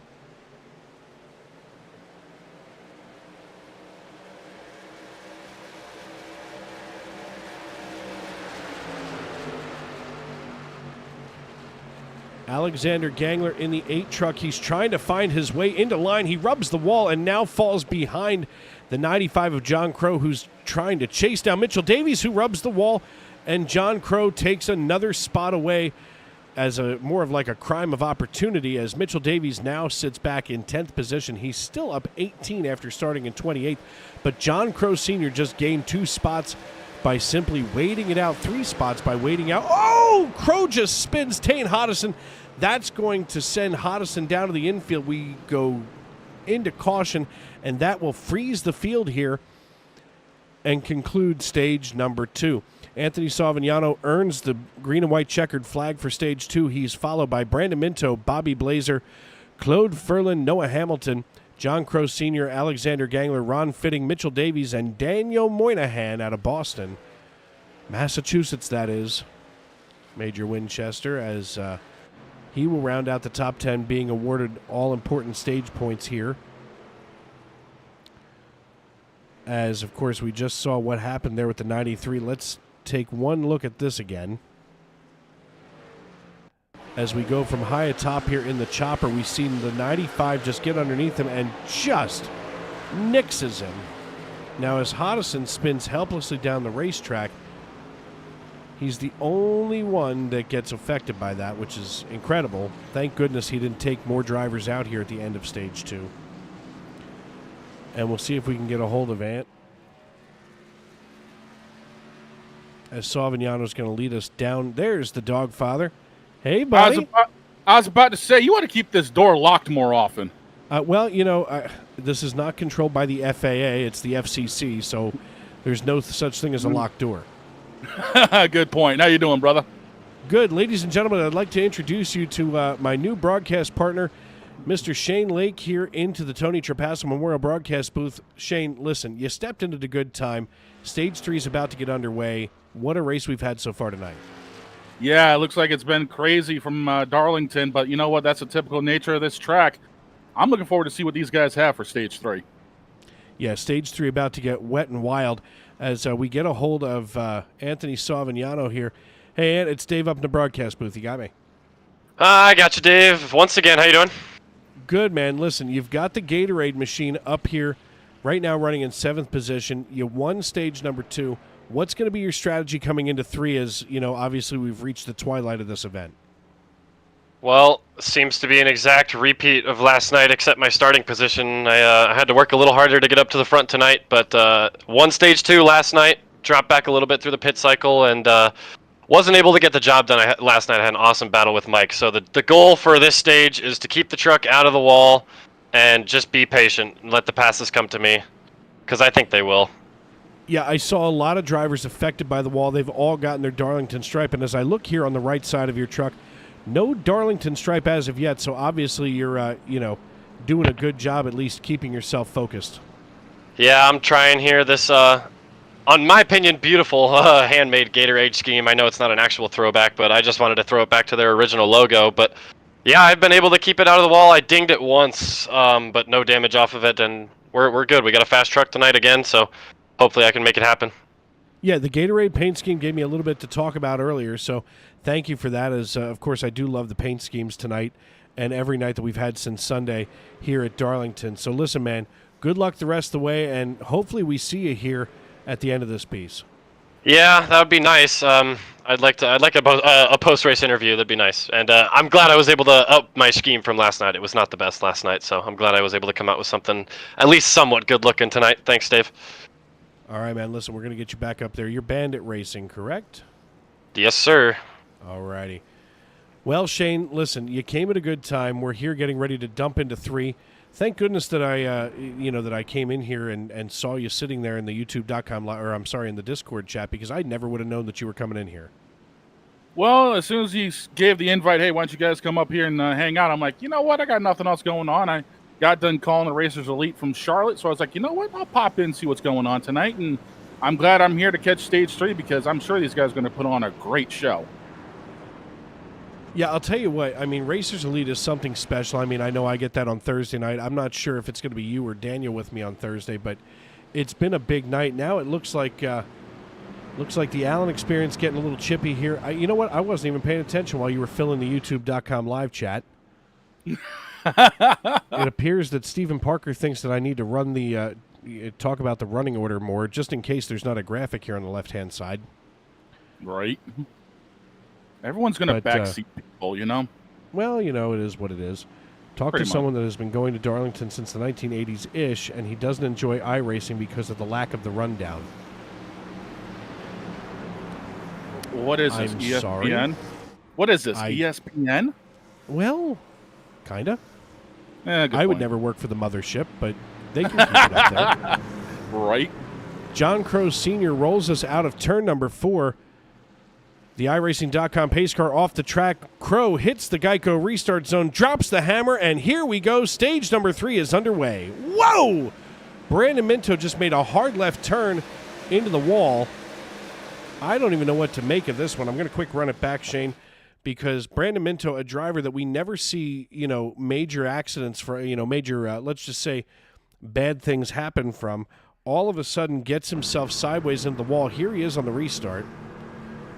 He's quiet. I'm not sure if there was contact or he spun the tires, one of the two, but he got sent. Yeah, that was just a bad night, so now he's going to have to gather himself up in the OKC number 12. John Crow, though, he has already jumped out to 0.4 of a second over Alexander Gangler, as Gangler is doing the 8 car proud. Of course, I'm the former driver of the 8 truck, and now here he is just making it look just that easy. Well, when you got a great setup underneath you and fresh tires, it's really good to have a set of feel goods, especially this late in a race. Yeah, and, you know, Gangler hasn't been down since lap number 79. He's known for trying to stretch things out. As we finally have some sub-28-second times here tonight, Anthony Savignano just went fast time at 28.8. Wow, Savignano is all over the rear end of Jeremy Paris, loosens him up as he looks to the inside. They're racing like it's the last lap. Yeah, they need to dial it back a little bit. They still have a good 60 laps to go. I mean, come on, guys. Take it easy a little bit. You still got one more pit stop here.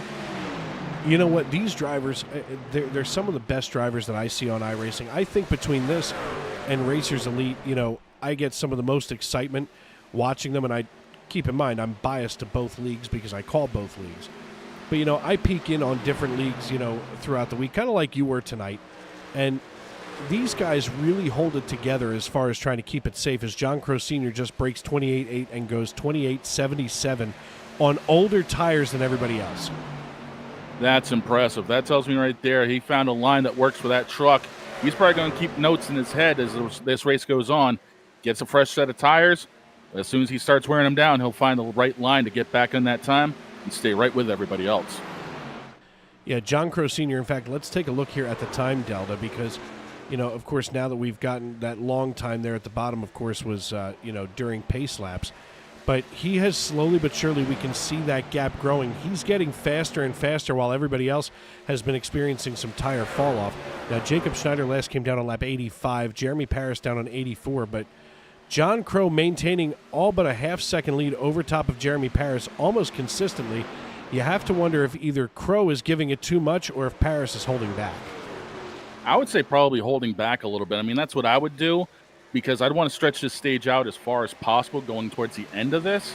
So that way my last pit stop's as short as possible to try to start leapfrogging people or protect my position depending on, you know, where I'm at in the field. Keeping an eye here on the Allen experience, it looks like that Allen used to rage quit on the PS1. Yeah, I have Allen being the kid that threw his controller into the TV screen.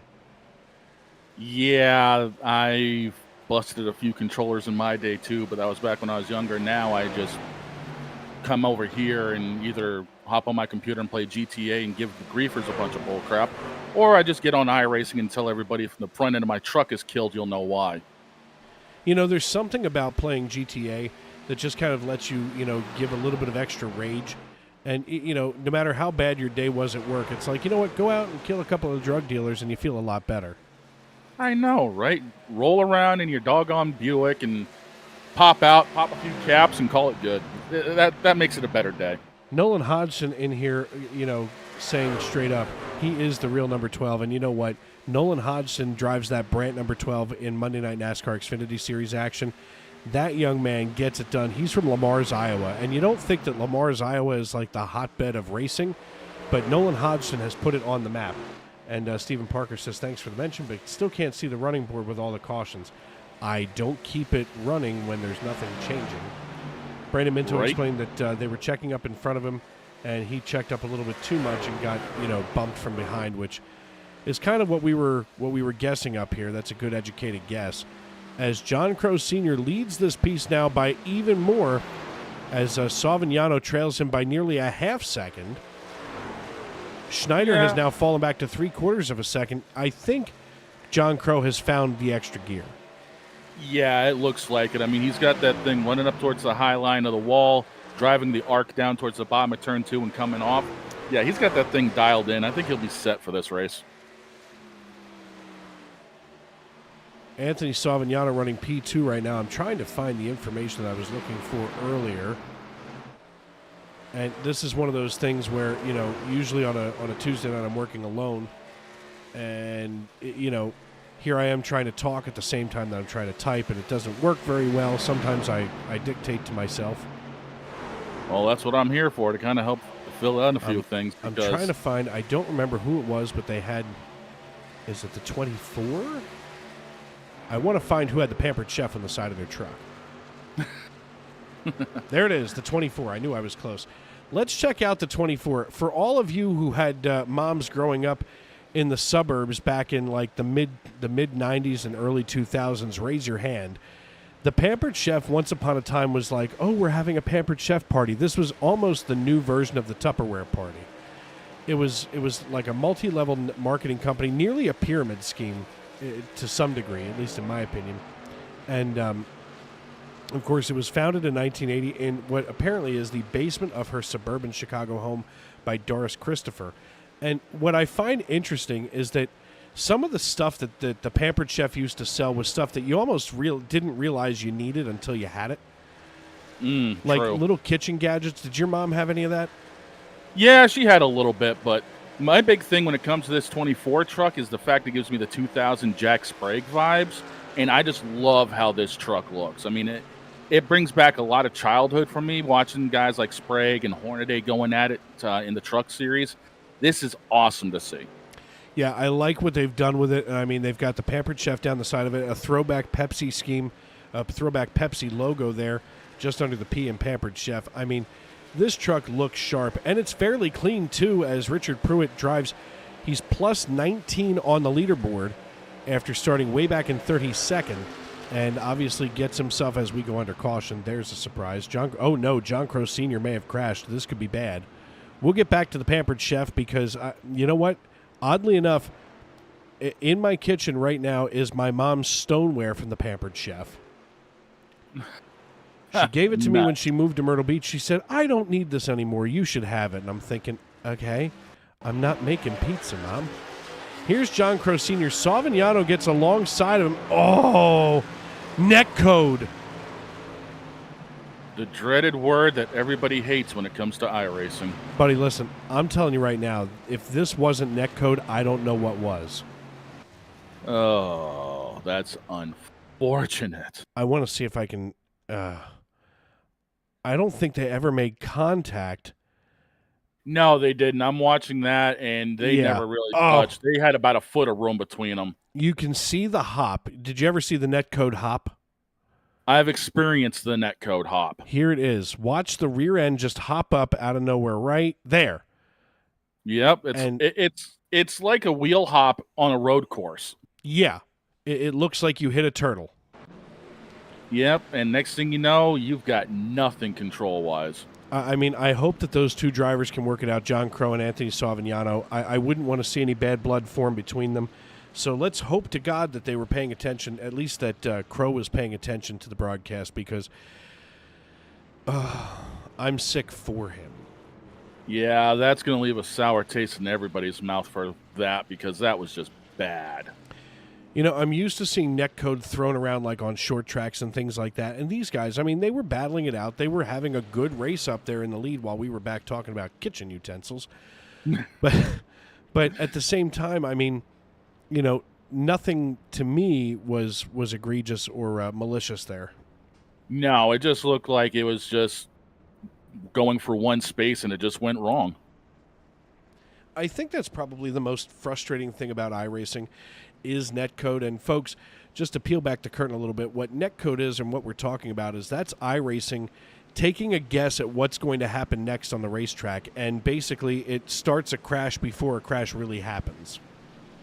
Yeah, and like I said, I've experienced that far too many times to count, whether it's been at Daytona or a few times over at Langley or wherever. I've had that happen way too many times to myself, and when I've watched it back, I'm like, this has got to get fixed somehow. Yeah, I wish iRacing did have a way to fix that. I mean, especially at Daytona, you know, you're running inches from one another at, you know, 195 plus. You know, and God forbid that you're in, you know, the 87 cars and you're at 207 miles, you know, 207 miles an hour. Yeah, I've done 215 going down into turn 3 before and had netcode happen. It's not pleasant. No, I had it happen, you know, probably about 2 years ago, and I was leading the race almost in the same position, and basically dude was bump drafting me. I was holding fine, and at one point he didn't hit me just perfect, and he would have hit me not just perfect, and instead netcode decided that he hit me, and it was quite clear that he didn't. Yeah, and the next thing you know, you're going for a ride and wondering, wait a minute, why did everything get so silent all of a sudden? Yeah, all of a sudden nobody wanted to talk because they knew that I was about to lose my mind. Yeah, I've had that. Like I said, I've had that happen way too many times to count.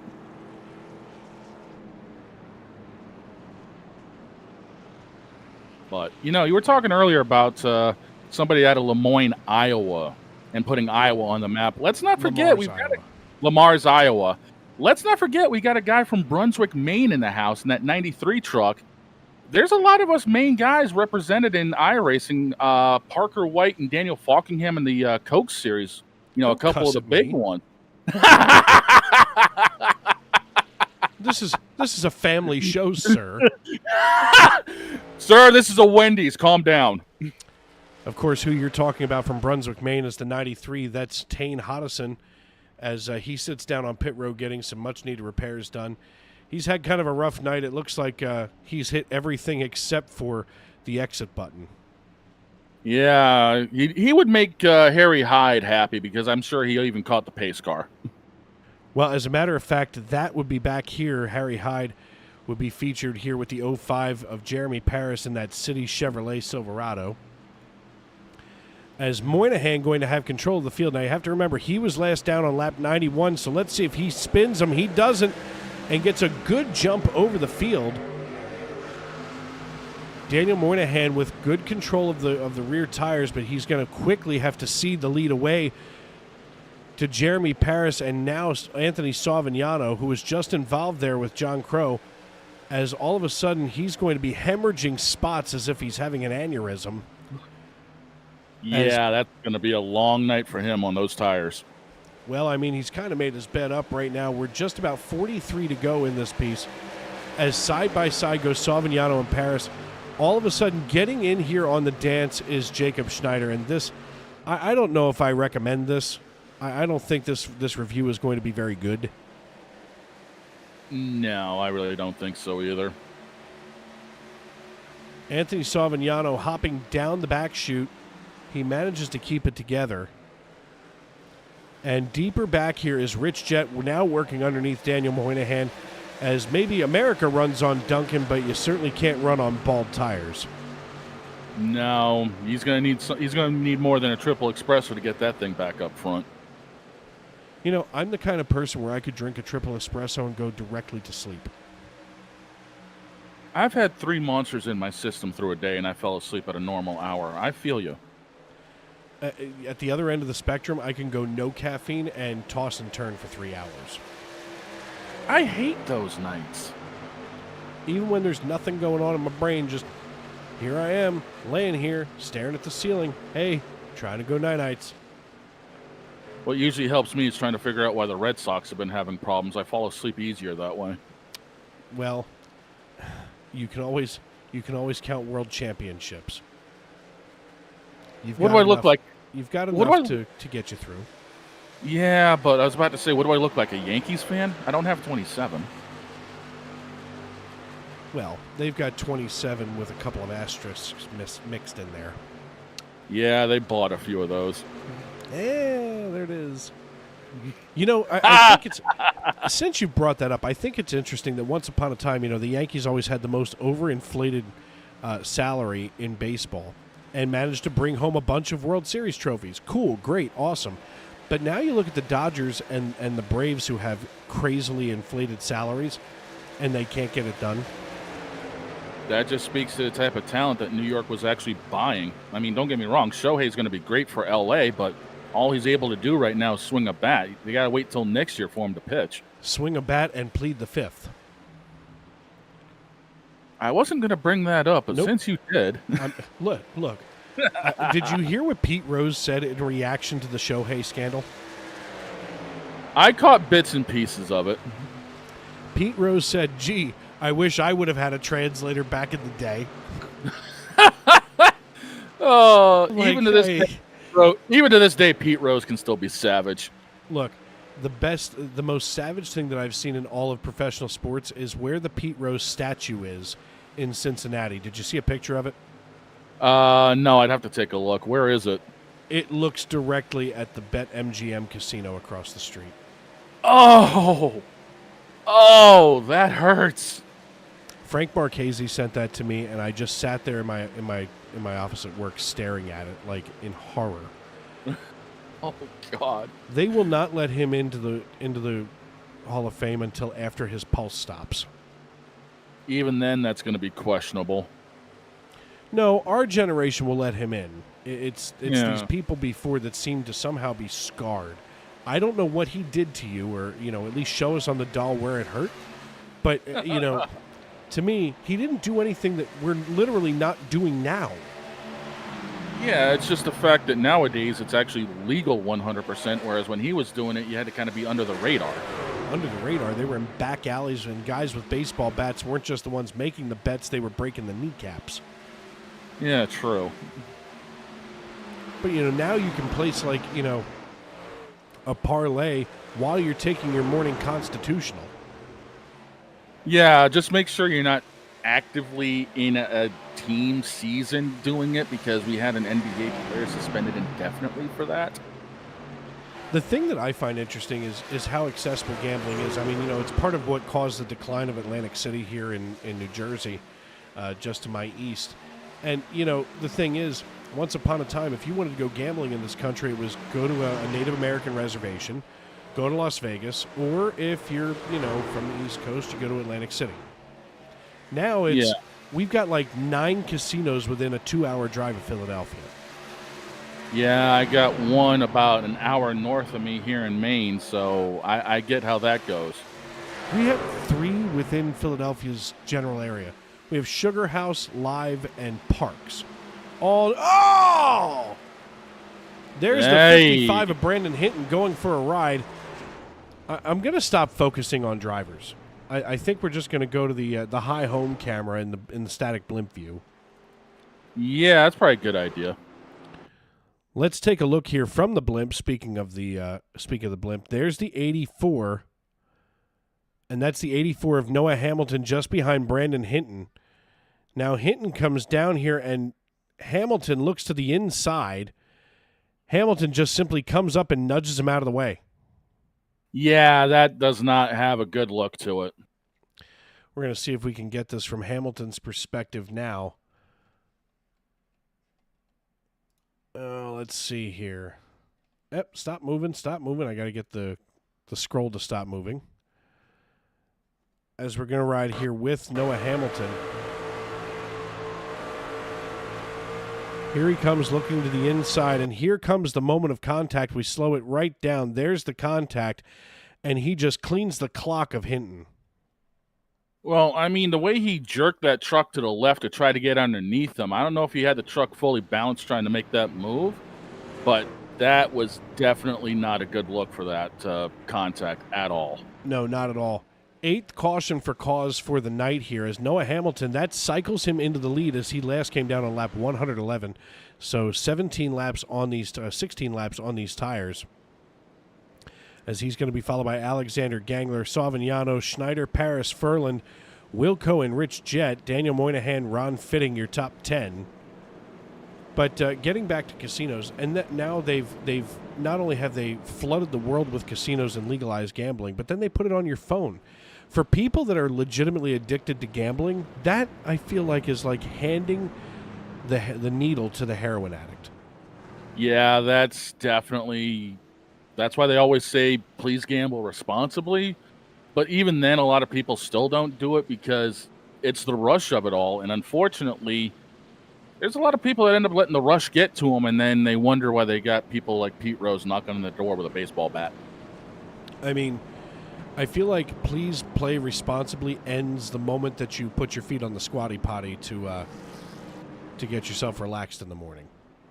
You know, the doggone thing, I didn't even know what a squatty potty was till a friend of mine who also races on iRacing just north of me actually sent me the video, and I was like, they actually came up with this? Proud owner right here. Would you like a review? I'm all set, thanks. Just saying. Look, 5 stars. Whatever helps, bro. Whatever helps. Look, some people take a laxative. Other people just want to get their body in the proper posture to poop. This is what happens when I get in a booth, apparently. Here I am, just doing my job. I was keeping it pretty straight all night. I didn't have anybody to mess around with, and here you are just putting your head right into the lion's mouth. Yeah, well, someone had to do it. Just remember, you're the one who came into the booth. I was already here. Hey, you had the invite. I figured I'd walk on in and say, hey! Right. It's, come on over here. I got that stuff you want, that stuff you need. I'm wearing a trench coat, opening up and going, I got microphones. I'm wired for sound, baby.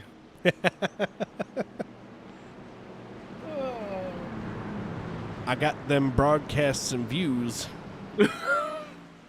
Speaking of which, glad to see everybody here. Stephen Parker, you can cook more than just a pizza on Pampered Chef stoneware. I wouldn't know. The Red Sox are apparently garbage. Quote Stephen Parker. The Braves are better. Unfortunately, we have had a rough go this early part of the season. Yeah, it's been rough. You know what? I don't even know how to feel about some of the things that I've seen in Major League Baseball this season, because I don't know how it feels to be the best in baseball this early in the year. A lot of us don't know how that feels, believe me.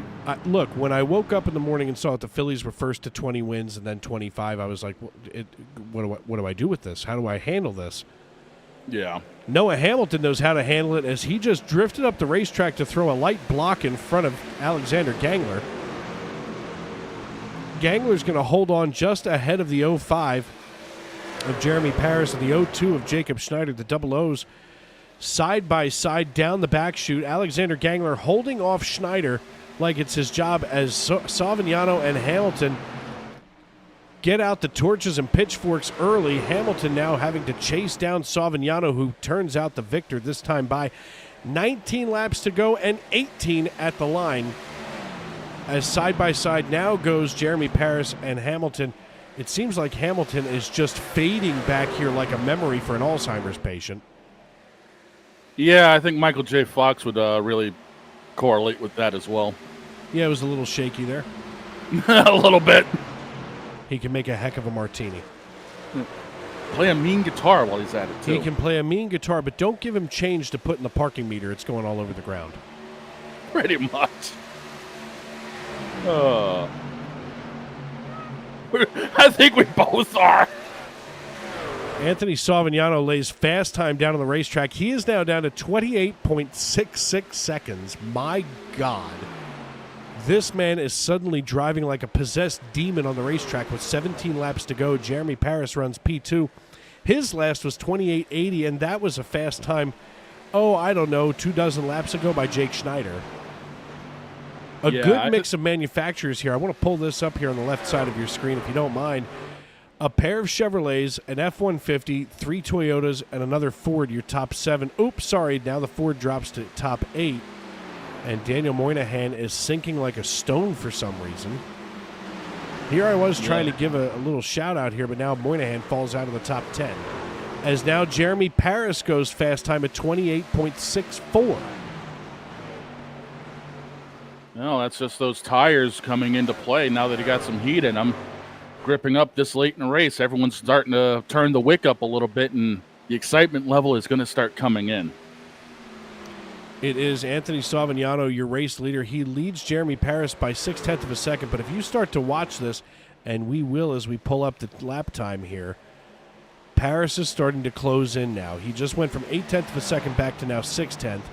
As we come through the turns, it's almost like Savignano can't hold it as tight through the turns, and Paris starting to consistently lay green laps down. Oh, that's going to affect it. Little bite of the wall. Yeah, that's going to knock a little bit of the wax off the paint job. Nobody likes it when the wax comes off. A wax on, a wax off.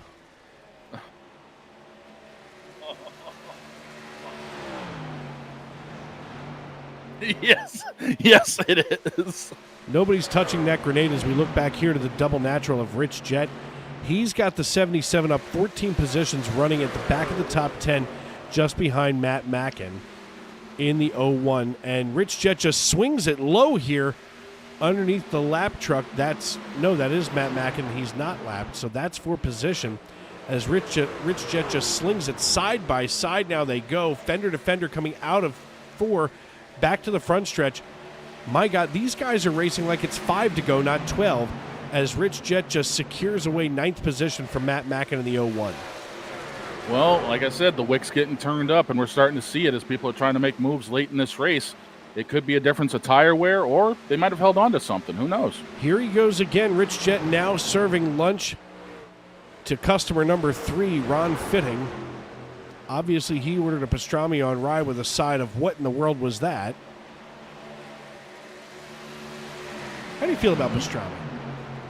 It's good if you get it on the right type of sandwich. It's got to be on rye. Like a marble rye from Stutz's Bakery. Oh, dude, you get the right rye with a good, like, Swiss or provolone to go with it, forget about it. I do like a good provolone, but it's got to be like a softer provolone. I hate it when it gets too hard. Yeah, it's got to be a nice, soft-aged provolone. I can't believe that my night has devolved into let's talk about cheese. Cheese and my mother's stoneware from Pampered Chef. Again, this is what happens when an open invite shows up, and I'm like, hey, I got nothing else going on tonight. I'll walk on in. 10 laps to go here at Darlington Raceway as we work our way around here. Now 9 to go. Anthony Savignano keeping a pretty consistent 7/10 ahead of Jeremy Paris, and this is what we were talking about earlier.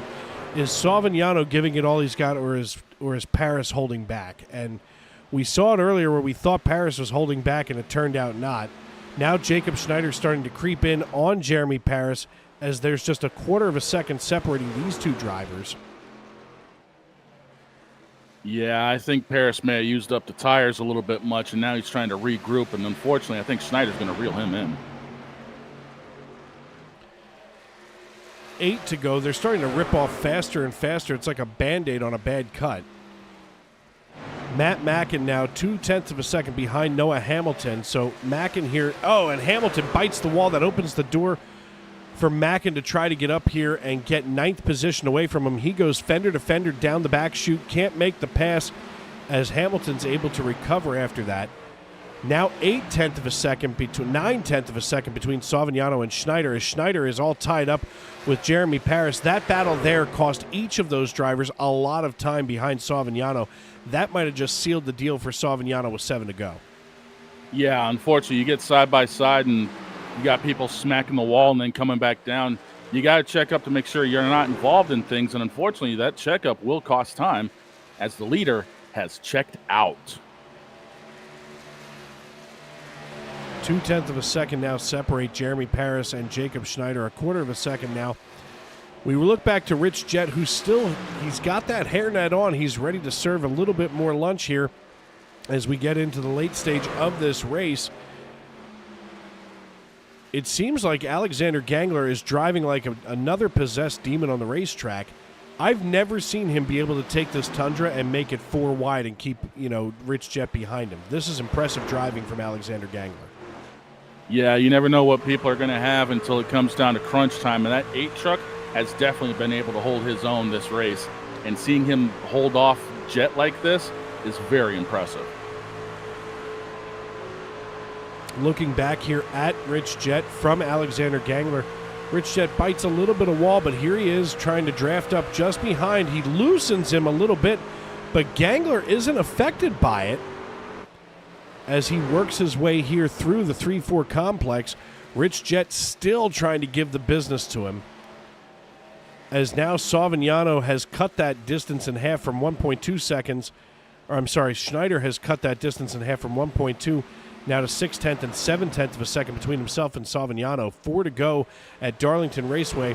Dave Regal and Shane Lake with you here in the Tony Trapasso Memorial Broadcast booth as Shane is making a cameo appearance here on Tuesday Night NASCAR. Yeah, and we are tuning in to see one whale of a finish because I have a feeling Schneider's going to have a little something left for Savignano here as we're getting ready to close this deal out. Yeah, you can already see the way that he just slid out of turn 2 and down the back chute, that he's just getting himself warmed up. He thinks he knows how he can get around Savignano as everybody else starting to cool down on the racetrack. Noah Hamilton still trying to battle it out, starts to slide. As they come to the line, the popsicle sticks go in the air. 2 to go. And it's getting a lot closer from what it looks like. And I came, as you said, I came in at the right time because I'm about to see a great finish out of this league. You are. I mean, Savignano's been dominant so far here in Stage 3. He's got 0.6 of a second and now just a little less over Jacob Schneider. He's got to find that extra gear to keep this distance between himself and Schneider. As Schneider holds off Jeremy Paris now by 1.2 seconds. The popsicle sticks go down. The white flag is in the air. We are racing back to checkers. Yeah, and Savignano's going to have to keep that tire underneath him if he's going to keep Schneider back there. I think he'll be able to do it, but I'm sure Schneider's going to give him everything he's got. Yeah, this is the point in every race where you're just kind of thinking to yourself, I got to give it as much as I can. As Anthony Savignano rolls it out of turn number 4 past our cameraman here. He sees the checkered flag in the air, the flash bulbs go, and Anthony Savignano wins the TNN Craftsman Truck Series event here at Darlington Raceway. The track too tough to tame tonight is tamed by Anthony Savignano. He's followed on the podium by Jacob Schneider and Jeremy Paris as Paris brings it to a halt right here just past the start-finish line. Claude Ferlin and John Wilco round out your top 5, while Rich Jett, Alexander Gangler, Ron Fitting, Matt Mackin, and Brandon Hinton make up the rest of the top 10 as Anthony Savignano cools it down here. What a finish to this race, man.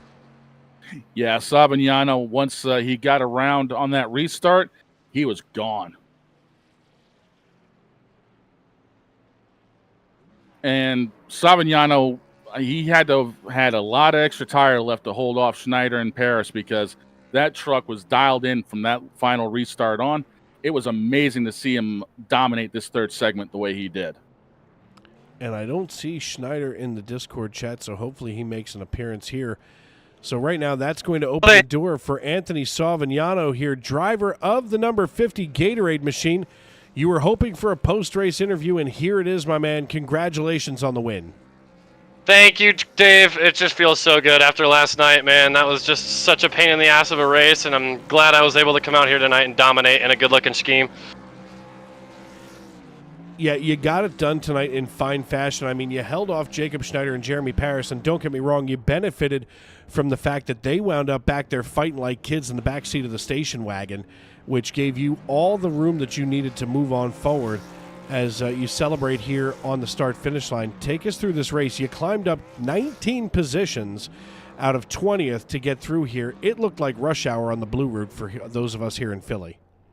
Yeah, terrible qualifying effort. I was running the first lap to kind of save the tires and then or to warm up the tires, and then I hit the wall on 4 on my second lap. So I started 20th and kind of came out with the idea that I'm going to just beat the piss out of the tires, try and get up through the field in the first stage, and I was able to make it through the first stage on one set. And after that, a little bit of luck after that too. A lot of the fast cars got some damage, which really helped me out. I had a good battle there with I can't remember his name now, but Jeremy Paris. That was a great battle with him, and then he got himself up into the wall as I went for the overtake there. And I just wanted to say something about that too. I'm sorry, Jeremy, if you're listening, but I was there. My truck was on the inside, and he tried to kind of cut me off a little bit. So it's all good. Rubbin's racing, and I'm glad I got the win. Yeah, I mean, it's always nice when you're the first one to cross under the checkered flag after you have a battle like that. I mean, it's been a rough night for some of the drivers here on the track, but you wind up being the victor, and there are the spoils of victory as you make your celebratory donuts here and burn it down on the racetrack. Before we cut you loose, who helps you get it done on the 50 team, and who do you need to tip your cap to and shout out? I got to tip my cap to all the Bandit Racing boys, especially Kavaja Holt for getting us those awesome setups for the Cup Series. And yeah, we've just been long grinding season trying to put some good races together, and me and Alex were finally able to finish there good. And Randall got across the start-finish line with a clean truck as well. So it just feels good to get everybody across the line clean and healthy. All right, my friend. Well, listen, congratulations. Go ahead and celebrate with the team, and we will see you next week at North Wilkesboro. 10-4, you got it, Dave. Thank you. And Shane, I believe that you have Jeremy Paris with you here now on pit road. Hey, Jeremy, it's Shane I'm and sorry, David. Jacob Schneider. Hey, Hold on, Jacob. Let me get a hold of Jacob. Hold on a second. I did this all kinds of backwards. Go ahead. Now you've got Jacob Schneider on pit road. Hey, Jacob, it's Shane and Dave in the booth. You got a copy? I do. How's it going, guys? Hey, man, you had a great final segment in this race. It looked like you were strong for the majority of us. Tell us how that final segment went for you, and did you have anything possibly for the 90 of Savignano towards the end there?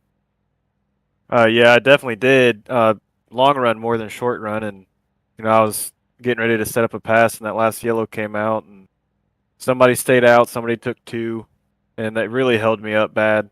I lost a lot of ground, and that's what cost me the race. Yeah, hey, P2 is nothing to sneeze at, my friend. You got any plans heading in for North Wilkesboro next week?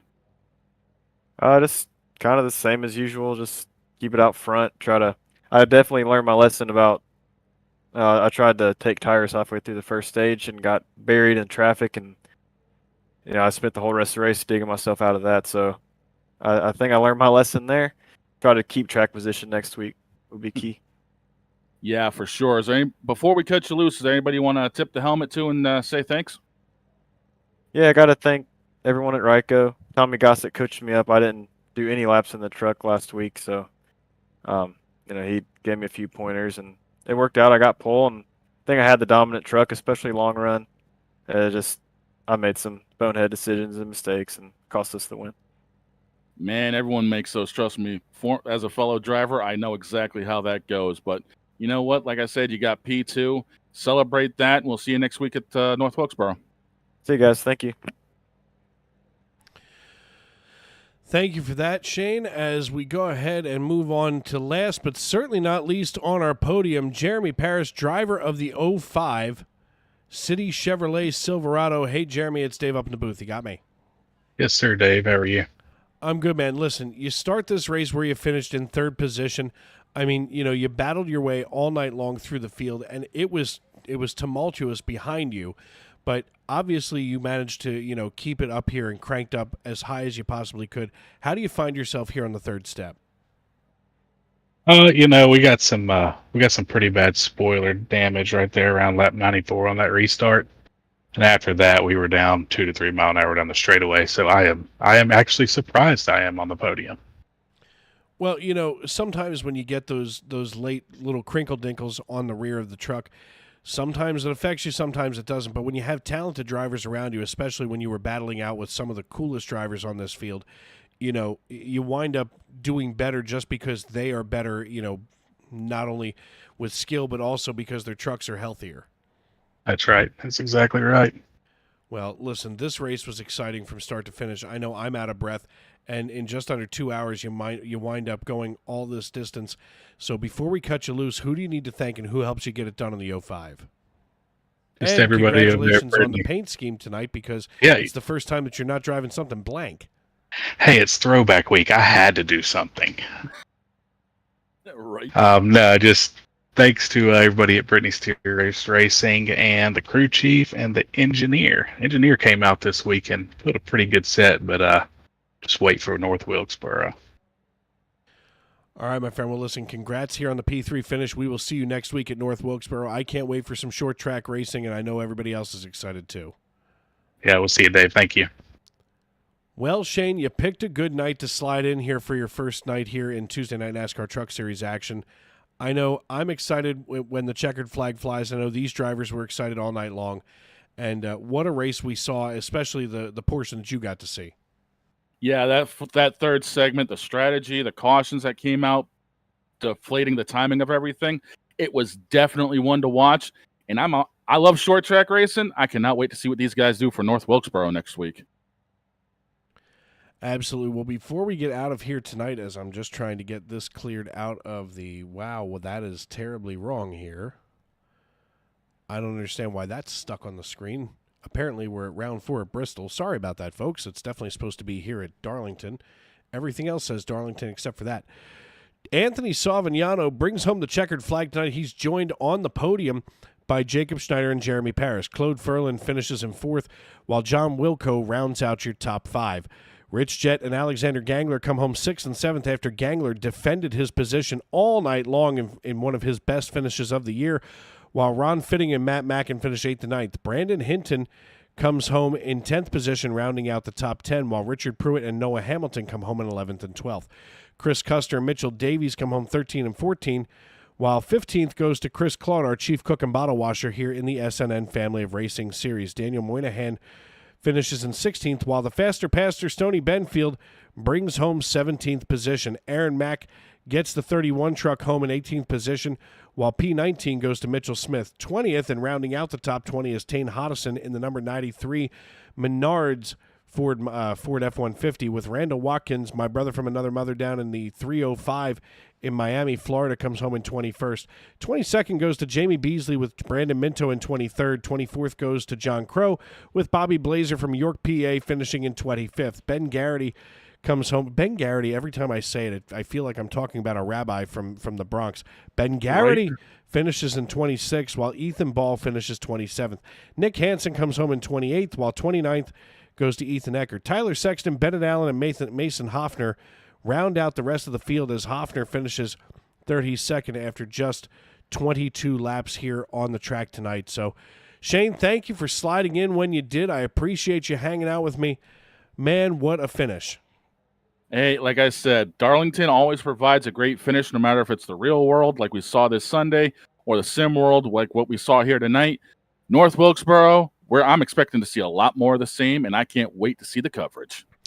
North Wilkesboro, here we come. We're going to put North Carolina on notice as we get ready to move into All-Star Week next week. So for myself, Dave Rigo, my broadcast partner, and esteemed good friend, Shane Lake, I want to thank everybody for tuning in tonight, for welcoming us into your home and onto your phones, wherever you may be and however you may be listening. Thank you for checking out Sim Racing Media. Make sure that you subscribe and turn on those bell notifications so you can be notified every time we go live. And, of course, as you walk down the road of life, please don't play in traffic. Good night, everyone. Until we meet again, everybody, take care.